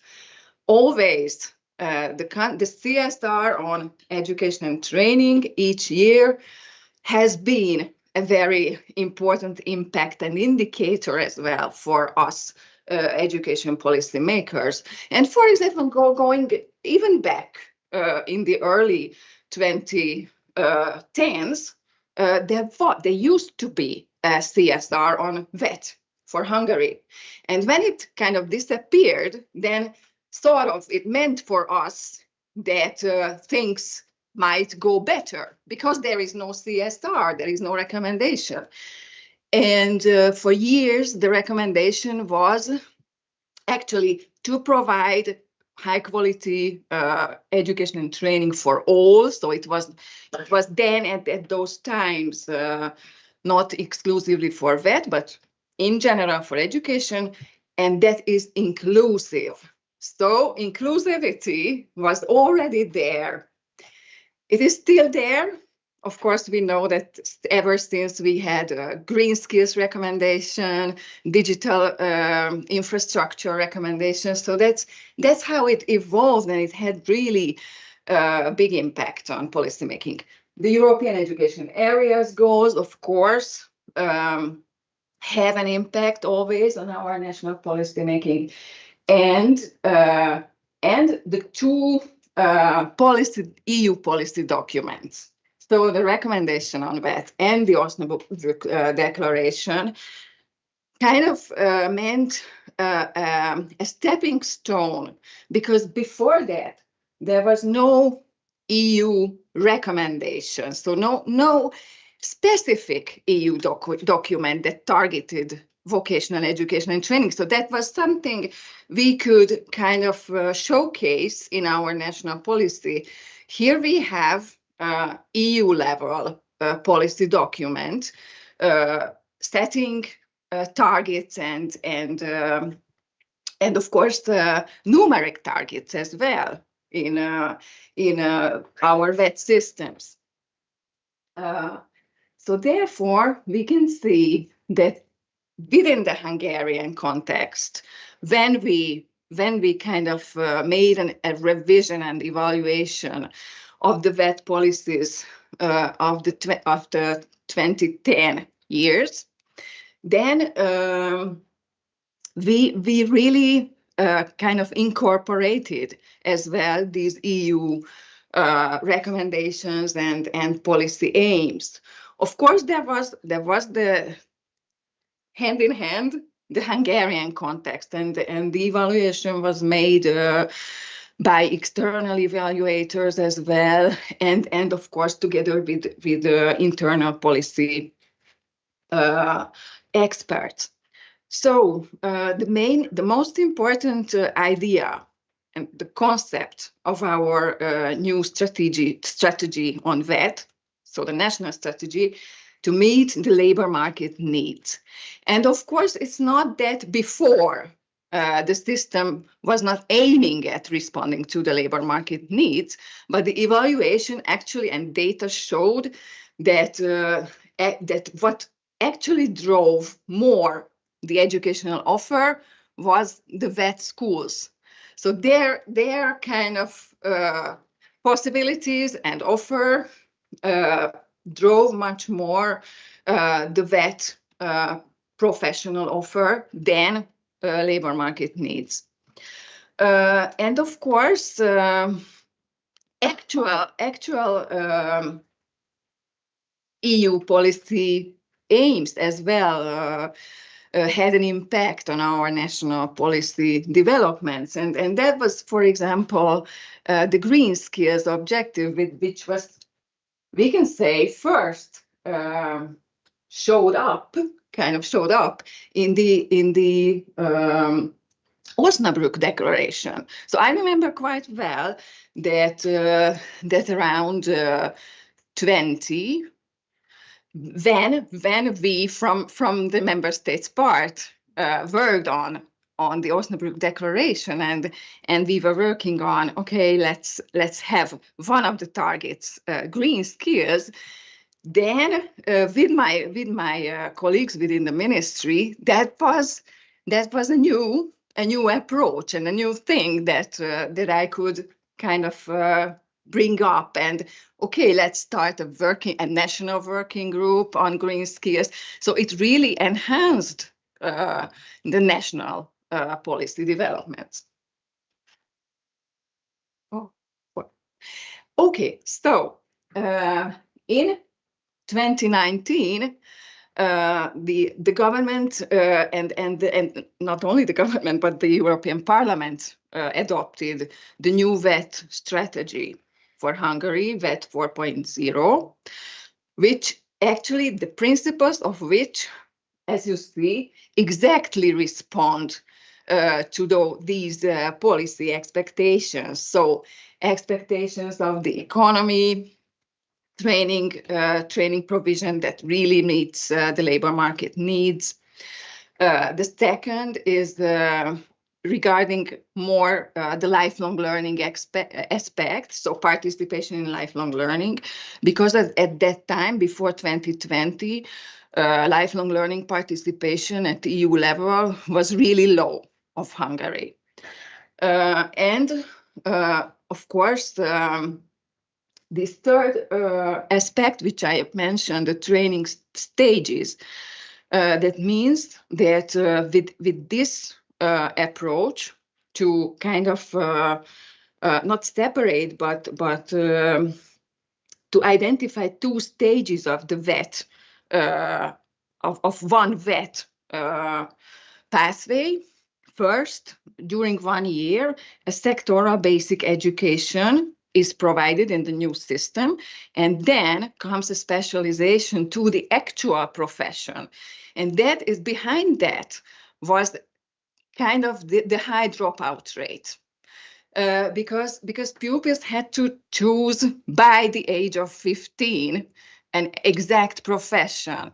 And then perhaps later during their studies came out that profession is not exactly proper to their actual interest and actual talents, and so on and so forth. Therefore, we tried kind of postpone this choice of profession with 1 year, and with this basic sectoral provision, where we try to provide basic skills, basic sectoral skills at a high level and strong basis. These 4 pillars, I think, that also just reflect our policy aims, but they are more kind of practical now, and providing the actual policy measures of these altogether 4 pillars. And you can see at our first stage there were 3 pillars, and then so that shows a bit the evolving, the historical evolvement. The 4th was a little bit later added, and as you see, the 4th is actually the inclusive aspect, because that's compensation of disadvantages, and actually the inclusive and flexible pathways, which my colleague Zsombor will be talking about. So the first 3 just reflect what I have said before: attractive environment. So all these aims that are reflected in international policy as well as in EU policy. So we under this actual pillar, we thought that we have to create the real 21st century vet school, which is attractive by the infrastructure, by the equipment for the practical training, and as well with the digital educational content provided. Also, the second pillar is to aim to provide a real and good career opportunity for graduates from vet, and that is that was the kind of reflected in the following measures. One is the simplification of the qualification system. Because before that we had 700 something professions, scattered, too much, kind of not easy to understand. So we simplified, and right now we have less than 200 with larger portfolios and more possibilities to build on later in the lifetime with further education and continuous vet. Of course, the third pillar is teachers and trainers as key actors of vet provision. So, of course, the skills needed to be a vet teacher and trainer, to be updated. That was one of our most important goal. So we strengthened continuous professional education and training for vet teachers and trainers. Second, we tried to attract more trainers from the industry with a modification of salaries, modification of employment status of vet teachers and trainers, and of course, so the fourth pillar I was talking about already. So these were the pillars, and of course, what more shapes vet policy? The mega trends, EU trends. So of course, in these recent years, we have, as we all know, the greening, not only digitalization, but the artificial intelligence, of course, internationalization and demographic challenges, and of course the skills first approach, which is extremely important for us as well, meaning that we examine very hard basic skills provision and also at further stages, actual skills levels. So for example, for basic skills provision, we try very hard to look into the PIAC results, so basic skills on literacy, numeracy, and problem solving, which are also extremely important for the labor market, and try to draw conclusions and policy measures for the adult population from the PIAC results. And now I would like to talk a little bit about what actually led to the concept of the Certified Technician Program, which is, let's say, a new program or a young program of the Hungarian vocational education and training system.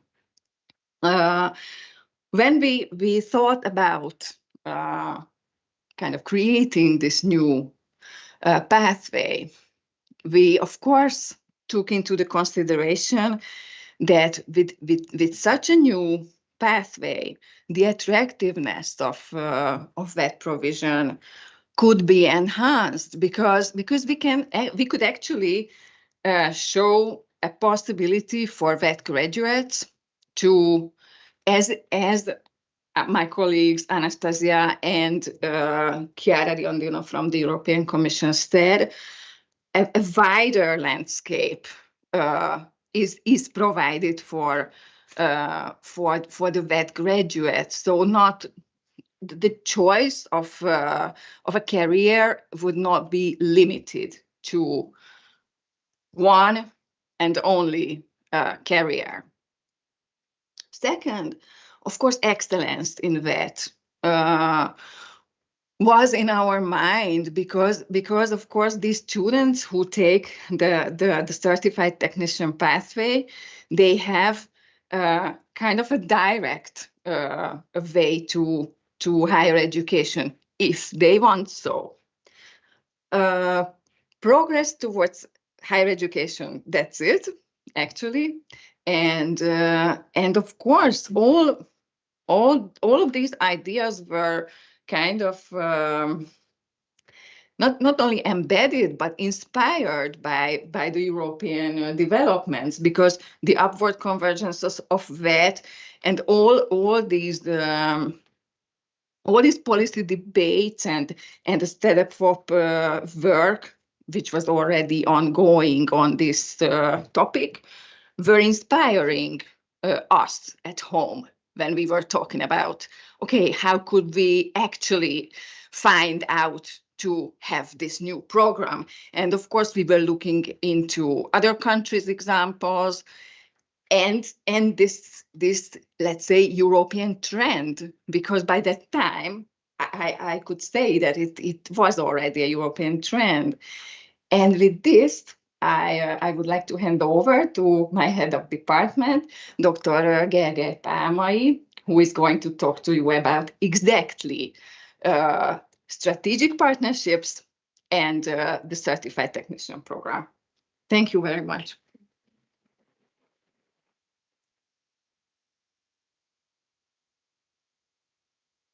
Thank you very much. Welcome you all again. Yes, Katalin was right. I'm going to start a little bit from a broader perspective, from strategic partnerships. And I also have to mention that Hungarian vocational education is based on strategic partnerships. And we believe that without strategic partners, we cannot be successful.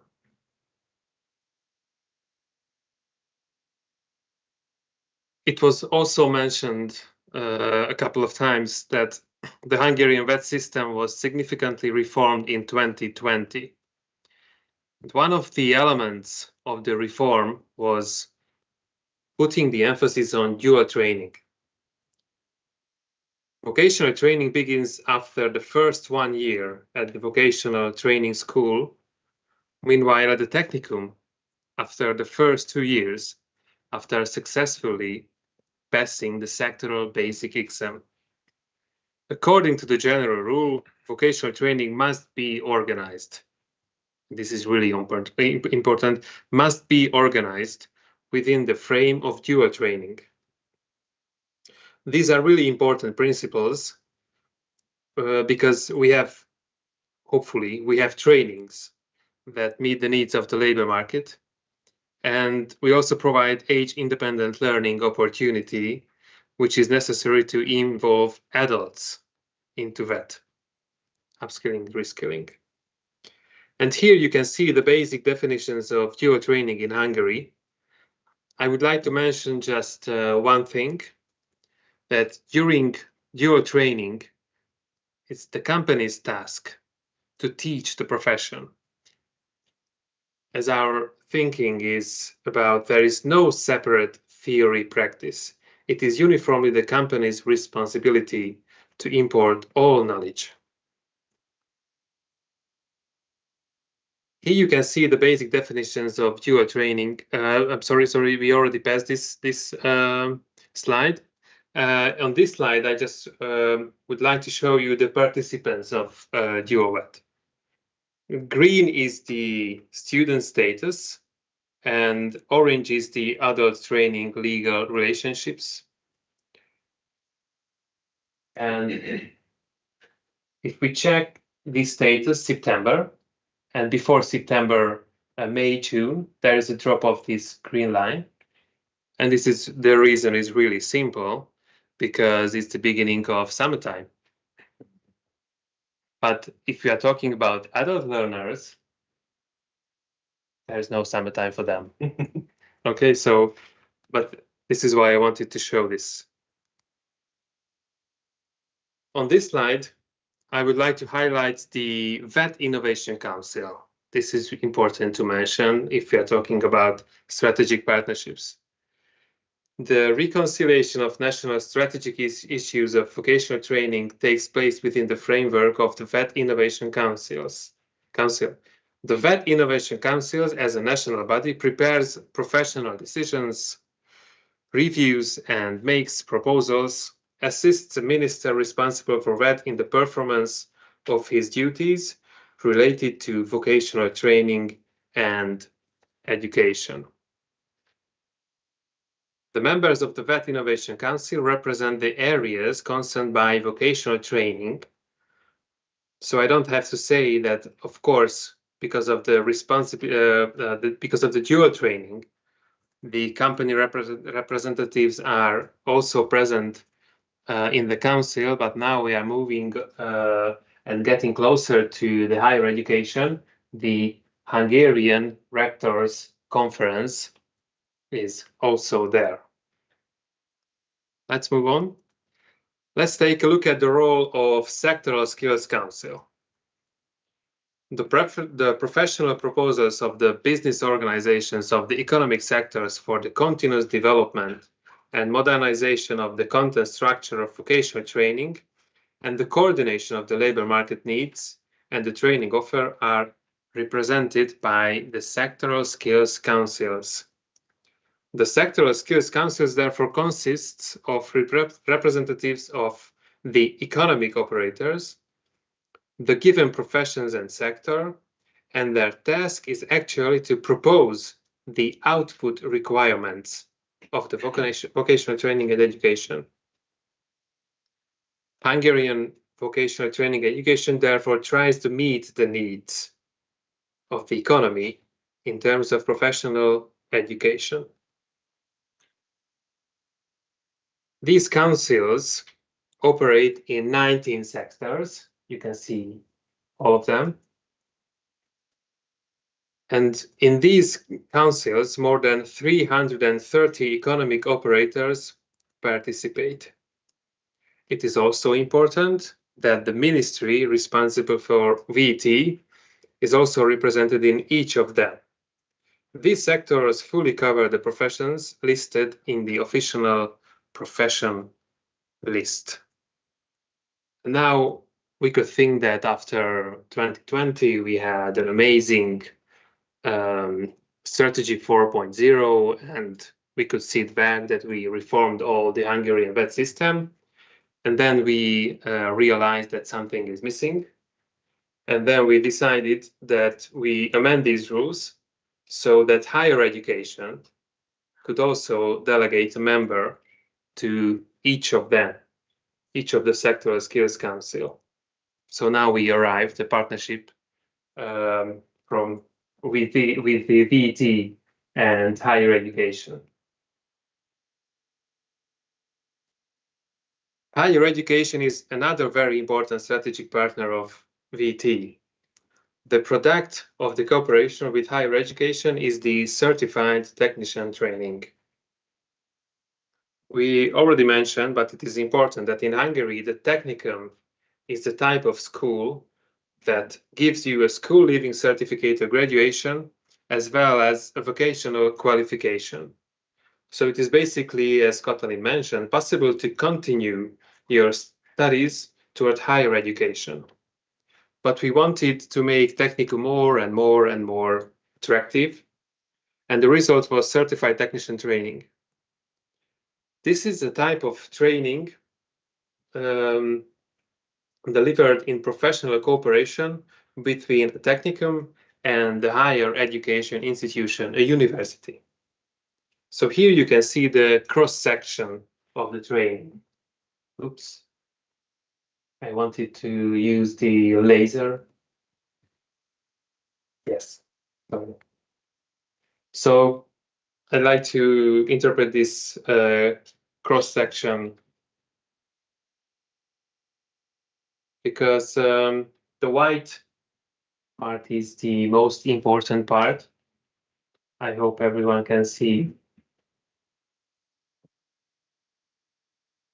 The first 2 years is the sectoral basic study part.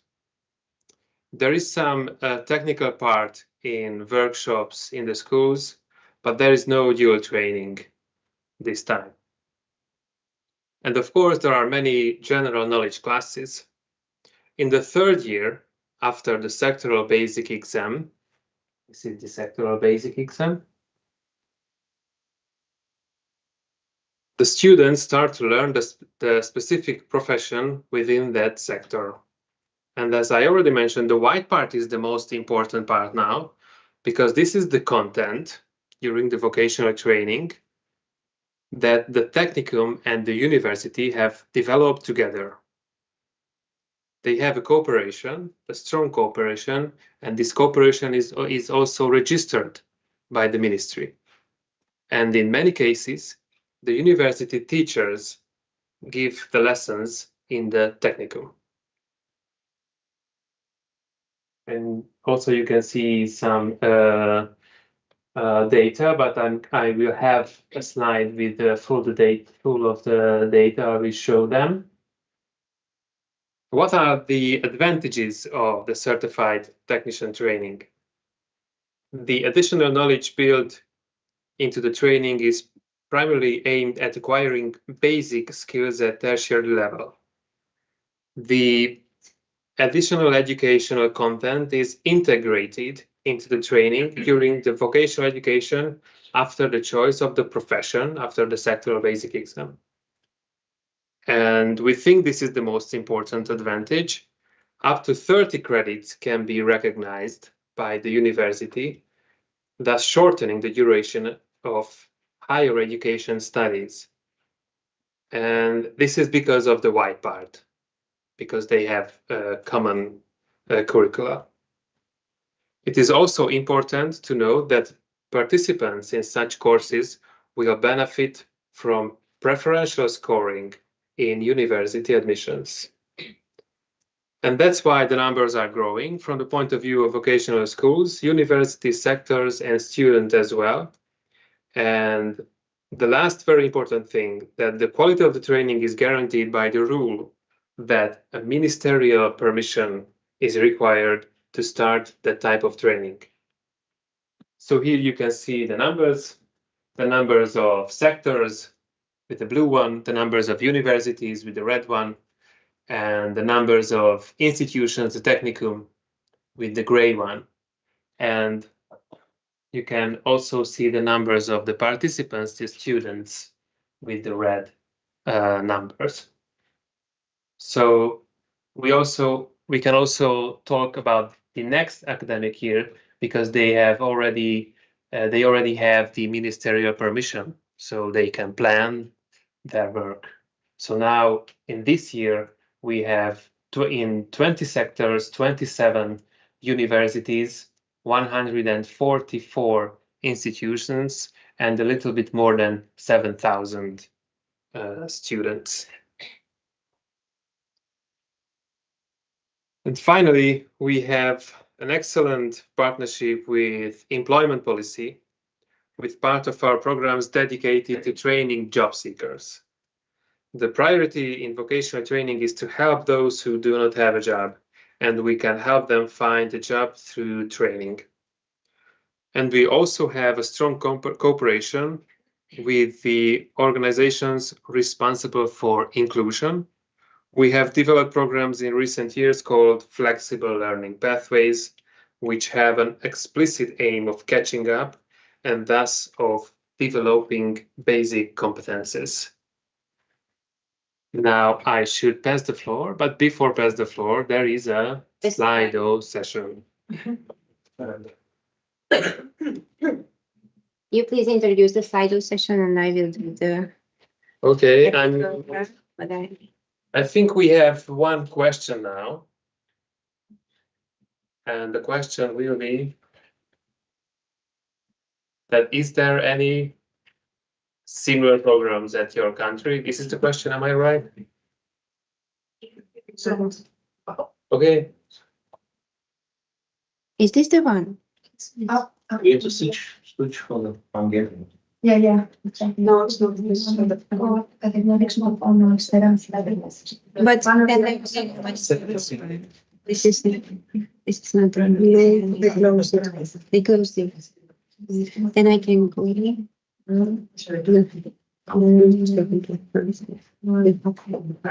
Sorry for this. Now this is on.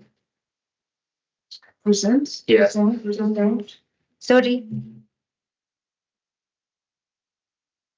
So basically, this is the question. Does your country have a training format similar to the Certified Technician Training Program? We are just really excited about this.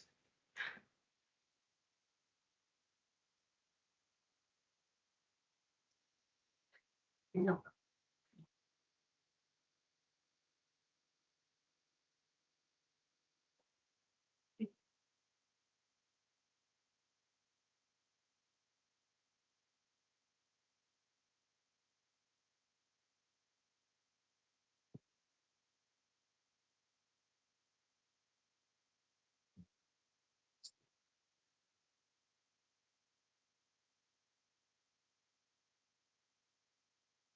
Now they have started to increase, but we see that the majority of the participants don't have such programs in their countries. It is a very unique program since it provides an EQF 5 level qualification, right? Yes.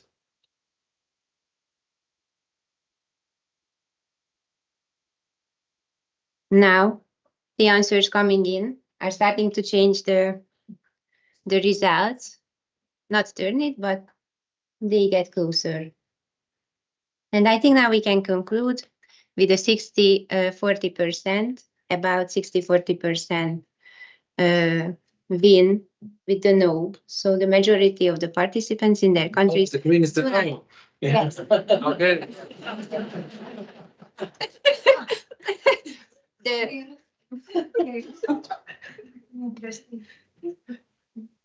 I'm more proud if the green is the no. You were surprised. Yeah, I'm surprised.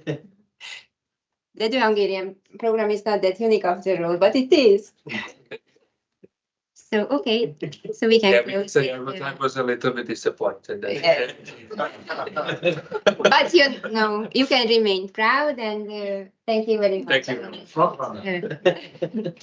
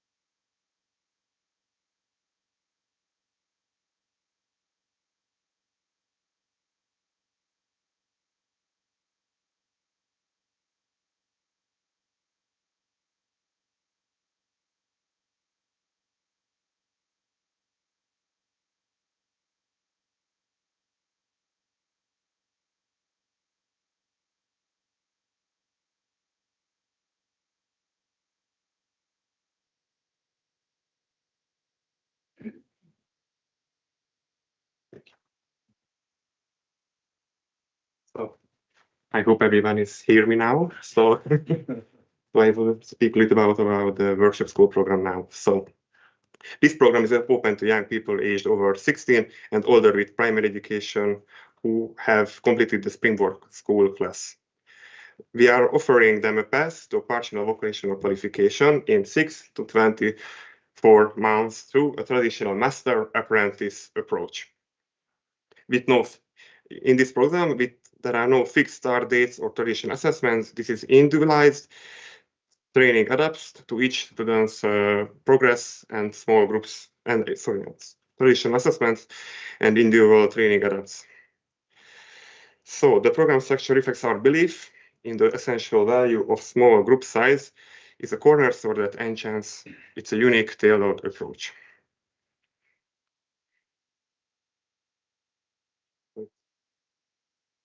Okay. That's the problem in the so could you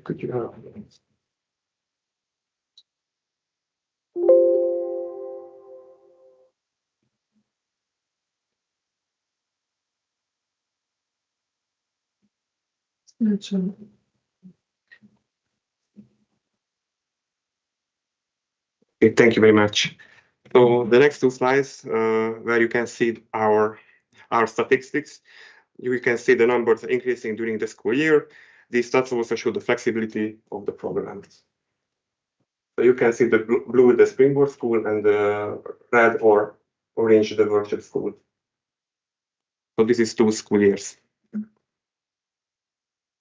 So this is the second statistics. Also the blue, the Springboard, and the orange is the workshop school program also. So I will speak a little bit more of the statistics. You can see the outputs in these slides. So we think this is particularly encouraging. At the Springboard school, 45% of students stay until end of the year, and 33% transfer to the workshop school program during the year, which is the best possible outcome. Although 22% of students drop out, this number would likely be much higher without the program. As for the workshop school, 48% of students plan to work in their profession that they studied, while 34% aim to purpose further training in their field, affirming the success of these programs and our commitment to expanding them into a nationwide network.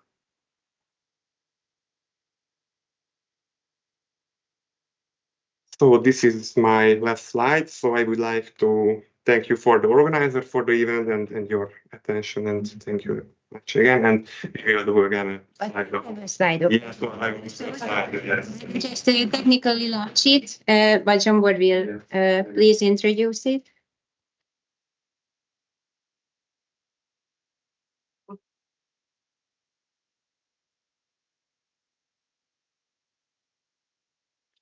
And just technically informing you that this is an open question, not like the ones before. So please submit only short answers.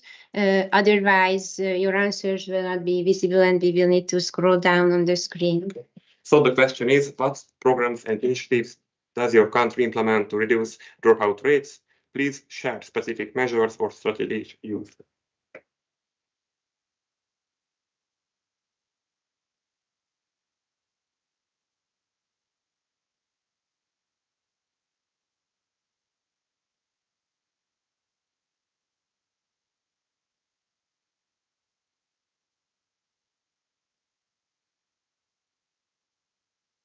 And please also, the ones who are following us online, you also submit your answers. We're very interested to see the measures implemented in your countries while we are waiting for the answers to arrive.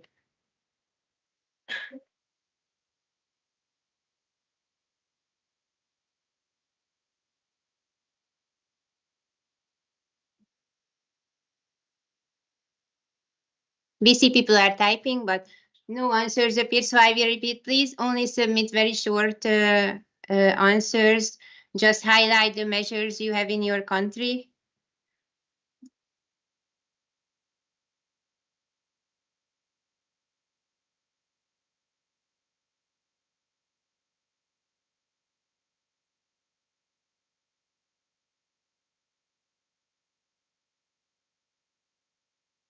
Now the first answers arriving.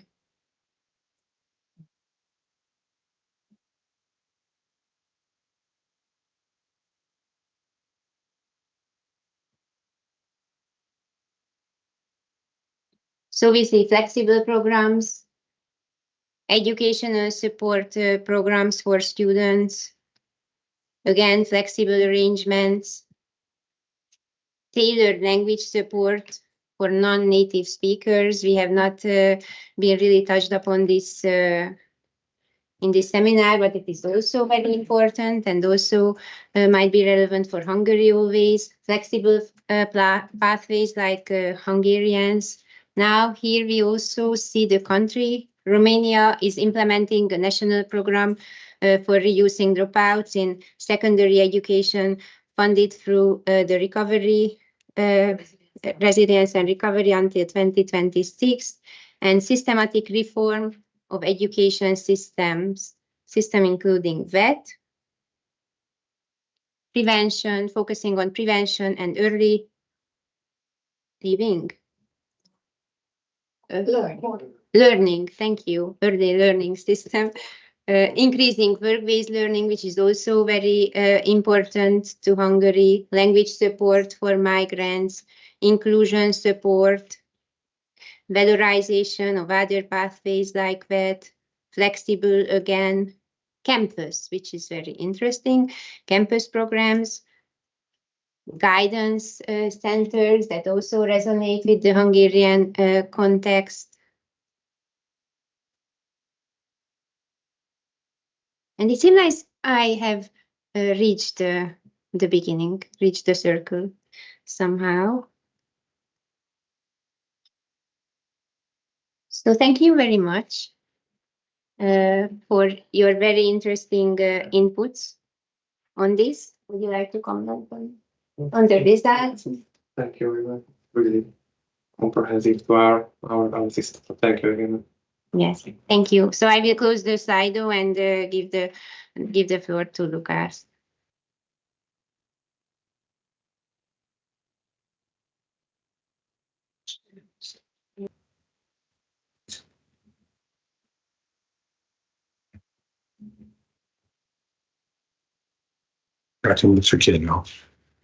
Okay, so we are approaching the closing part, but as we were very disciplined regarding times, we have a few minutes to take questions. So questions addressing the issues that were presented in both sessions. Please feel free to ask any clarification or perhaps comment or give any other type of input. We have 7 minutes, so we can take up to 2 or 3 questions. Either it was too complicated or it was very simple. I don't see any reactions in the audience. Katalin. Yes, of course. I think you have to come here for the...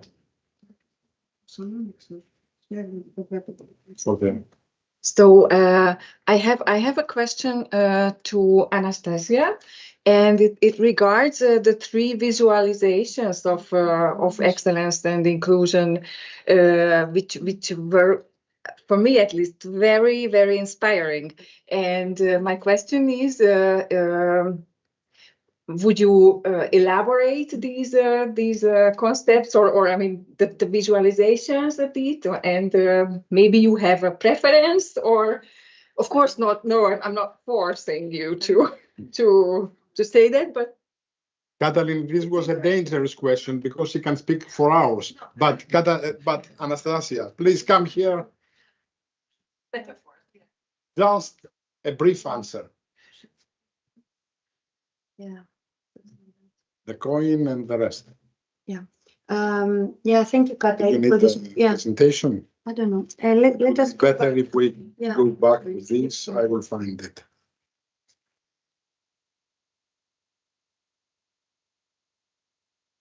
Here it is. Yeah. Okay. Yeah, I think Katalin, rightly, tries to ask more clarifications regarding the metaphors. Well, this is just an idea to, let's say, visually present what is actually happening in the background, which is not very, just an icon or a symbol as such, because we are actually preparing a kind of a narrative that will accompany these type of metaphors. So I wanted also to check how, they resonate, what you think also as participants with regards to these metaphors. And of course, they are not perfect in themselves. Each one of them has flaws, let's say positive and negative aspects. But the idea is like, for instance, if I would consider, as I said, the second one, like the communicating vessels, it could serve, as we discussed, as a kind of a balanced metaphor between excellence and inclusion. But the idea is that even there, and also the same with the scale, that, for instance, that if you're going to emphasize one aspect, for instance, vocational excellence, in that sense, it cannot really be promoted at the expense of the other part of the vessel. And I think that is also very much in line with the scale, that you cannot really devote more efforts at the expense of the other priority. But as I said before, it might imply this more simple mechanical relationship with the way these two are connected. Because, and the reason why, we are playing a bit with the pictures and the visuals is because these concepts are influenced by numerous factors. They can be really complex. And for this reason, actually, I will just go back from the metaphors, and I will just wanted to show you just a second, because this one laptop is playing some tricks on us. This one, hoping it's still there.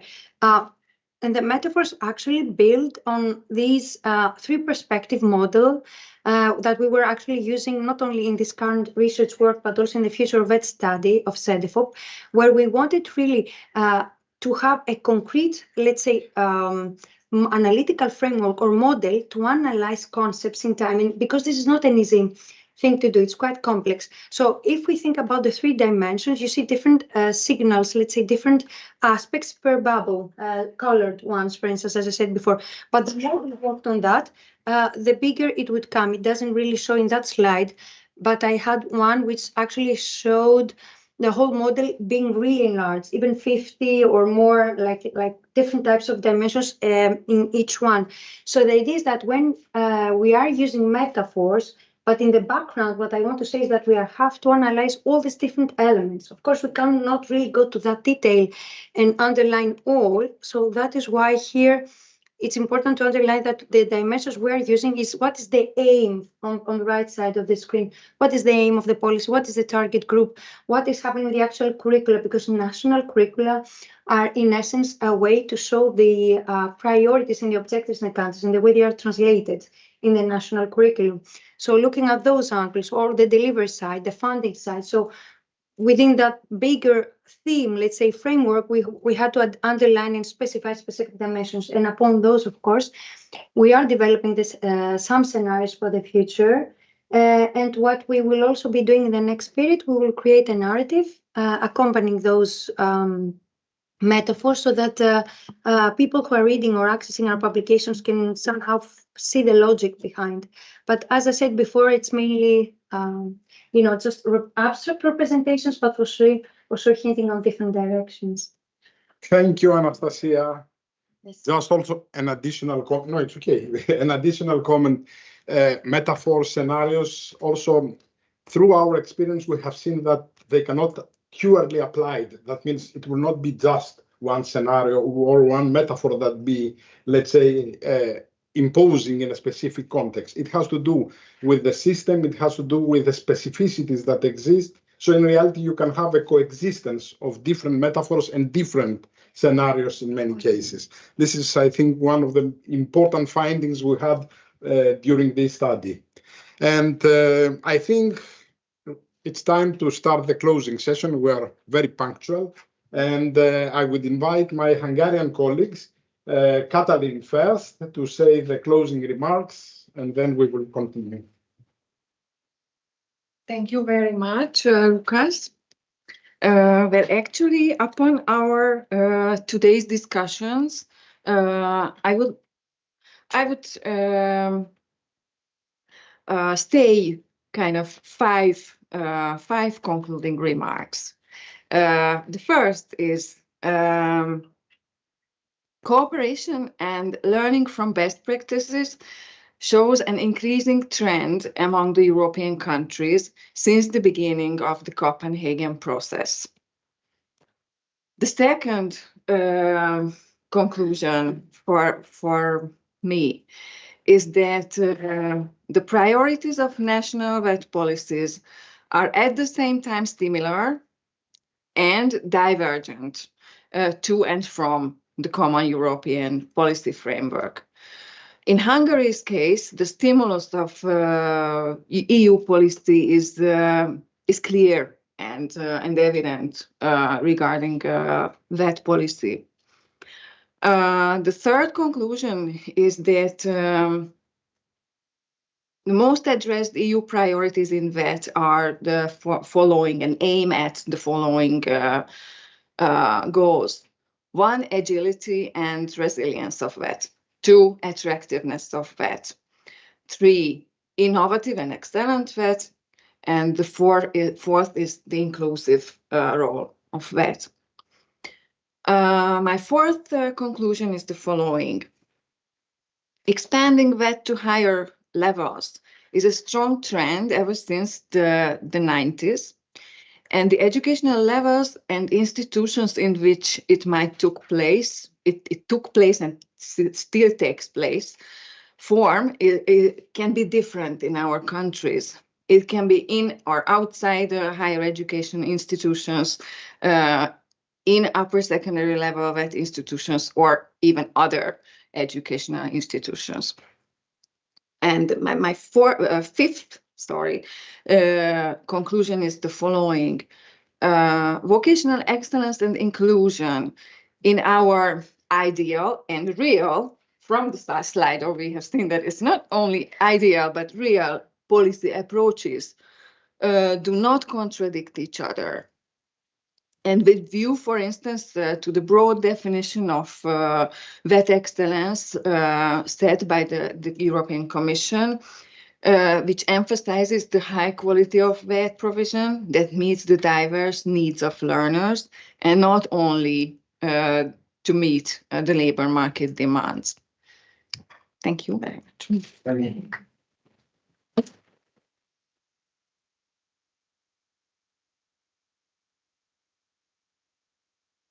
First, I would like to mention just one fact, actually.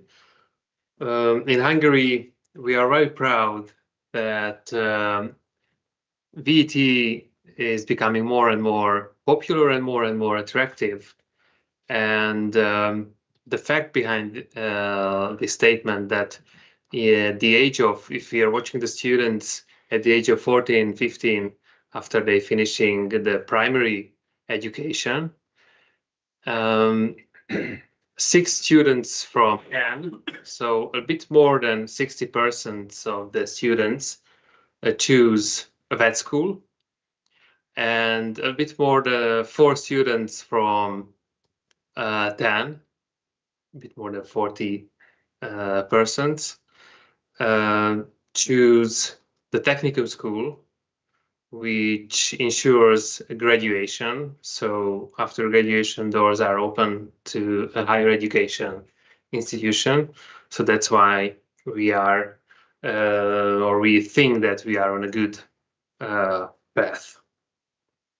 In conclusion, the role of strategic partners in vocational education is crucial for shaping a workforce that is not only skilled and adaptable, but also inclusive. Universities, educational institutions, employers, and government bodies must work together to ensure the vocational training programs are accessible to all, including disadvantaged groups, and contribute to social inclusion. This holistic approach helps bridge the gap between academic knowledge and practical industry-specific skills, while also fostering equal opportunities for everyone. By strengthening partnerships across all sectors, including higher education, we can ensure that vocational education evolves to meet both current industry needs and the challenges of the future needs. Additionally, we must prioritize the role of vocational education in promoting social equity and reducing inequalities, particularly through inclusive strategies that support disadvantaged people. And finally, I would like to express my sincere gratitude to Cedefop for their great support in organizing this event and for their ongoing commitment to advancing vocational education. Their contributions have been essential in making this gathering possible, and we deeply appreciate their assistance. Thank you again. Thank you for your attention, and I look forward to further collaboration. Thank you very much.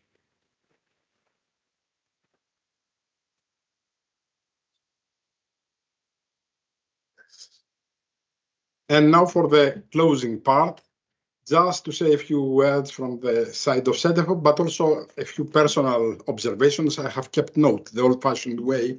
And we discussed a lot about the past because there is a strong bind between the past and current and future policies. And this is actually a way we work in Cedefop. And if we have a look back to this past, that means because I have an experience moving back to the 90s, and I'm afraid early 90s, we can see that still during this period in a smaller Europe, in a Europe that was not influenced by these huge technological changes, again, it was a main topic in discussion, how to make VET more visible, also how to make VET more attractive. We were discussing about parity of esteem and many different ways actually to prepare citizens to enter and to select intentionally this pathway. And the brighter future for VET was always connected with this attractiveness because it was considered actually as a battering ram to open the gates. And this happening for many years, and European cooperation was based on this. And apart from the fact that discussions also back then were focusing on the ways to make VET more attractive through excellence, it was also always in the agenda how to make VET also inclusive, because we were always discussing about avoiding having kids of a lesser god. So we wanted to make everything at, let's say, to bring everything to the same level of appreciation that higher VET and general education has. And so 30 years after this period, we're still discussing the same. And someone could say, what is happening? All these efforts were in vain. No, they were not in vain. You know, education and training, I say many times that it's a slow train coming and it has to pass the test of time. It needs time. And European cooperation in a far more complicated now landscape. We have a larger Europe. We have many problems. The pace of developments has really accelerated due to the technologies, artificial intelligence, everything that now changes not only education and training, but also our normal life. So we have a new landscape, but European cooperation has made concrete steps forward. It was not in vain, because now the discussion about skills and qualifications has become part of the mainstream agenda. And as you saw before, in the way Cedefop follows the policy developments, there is a clear signal that all these discussions about attractiveness, about inclusiveness, are not marginal thoughts or second chance cases. We're discussing now that in each member state, they have a very strong standing and they are mainstream policies also at national level, as we saw also through the Hungarian presentation. I think although we have many problems, although we have made mistakes, even in education and training, if you work, you make mistakes, I believe we are right now in a stronger Europe. And although things are changing rapidly, I believe that VET, skills and qualifications are gaining ground. So I believe that this event, which was a humble effort to contribute to this direction, I think was an honest effort to send a message that excellence and inclusion partnerships are part of what we really want for the Europe of the future. And although we discussed about the past, don't forget that the past is in our heads, but the future is in our hands. So I will close with a big thank you to all contributors. First of all, to the Hungarian presidency. It was a real pleasure to work with you and hosting us in this very nice place. My Cedefop colleagues that worked, we had two types of colleagues, visible and invisible.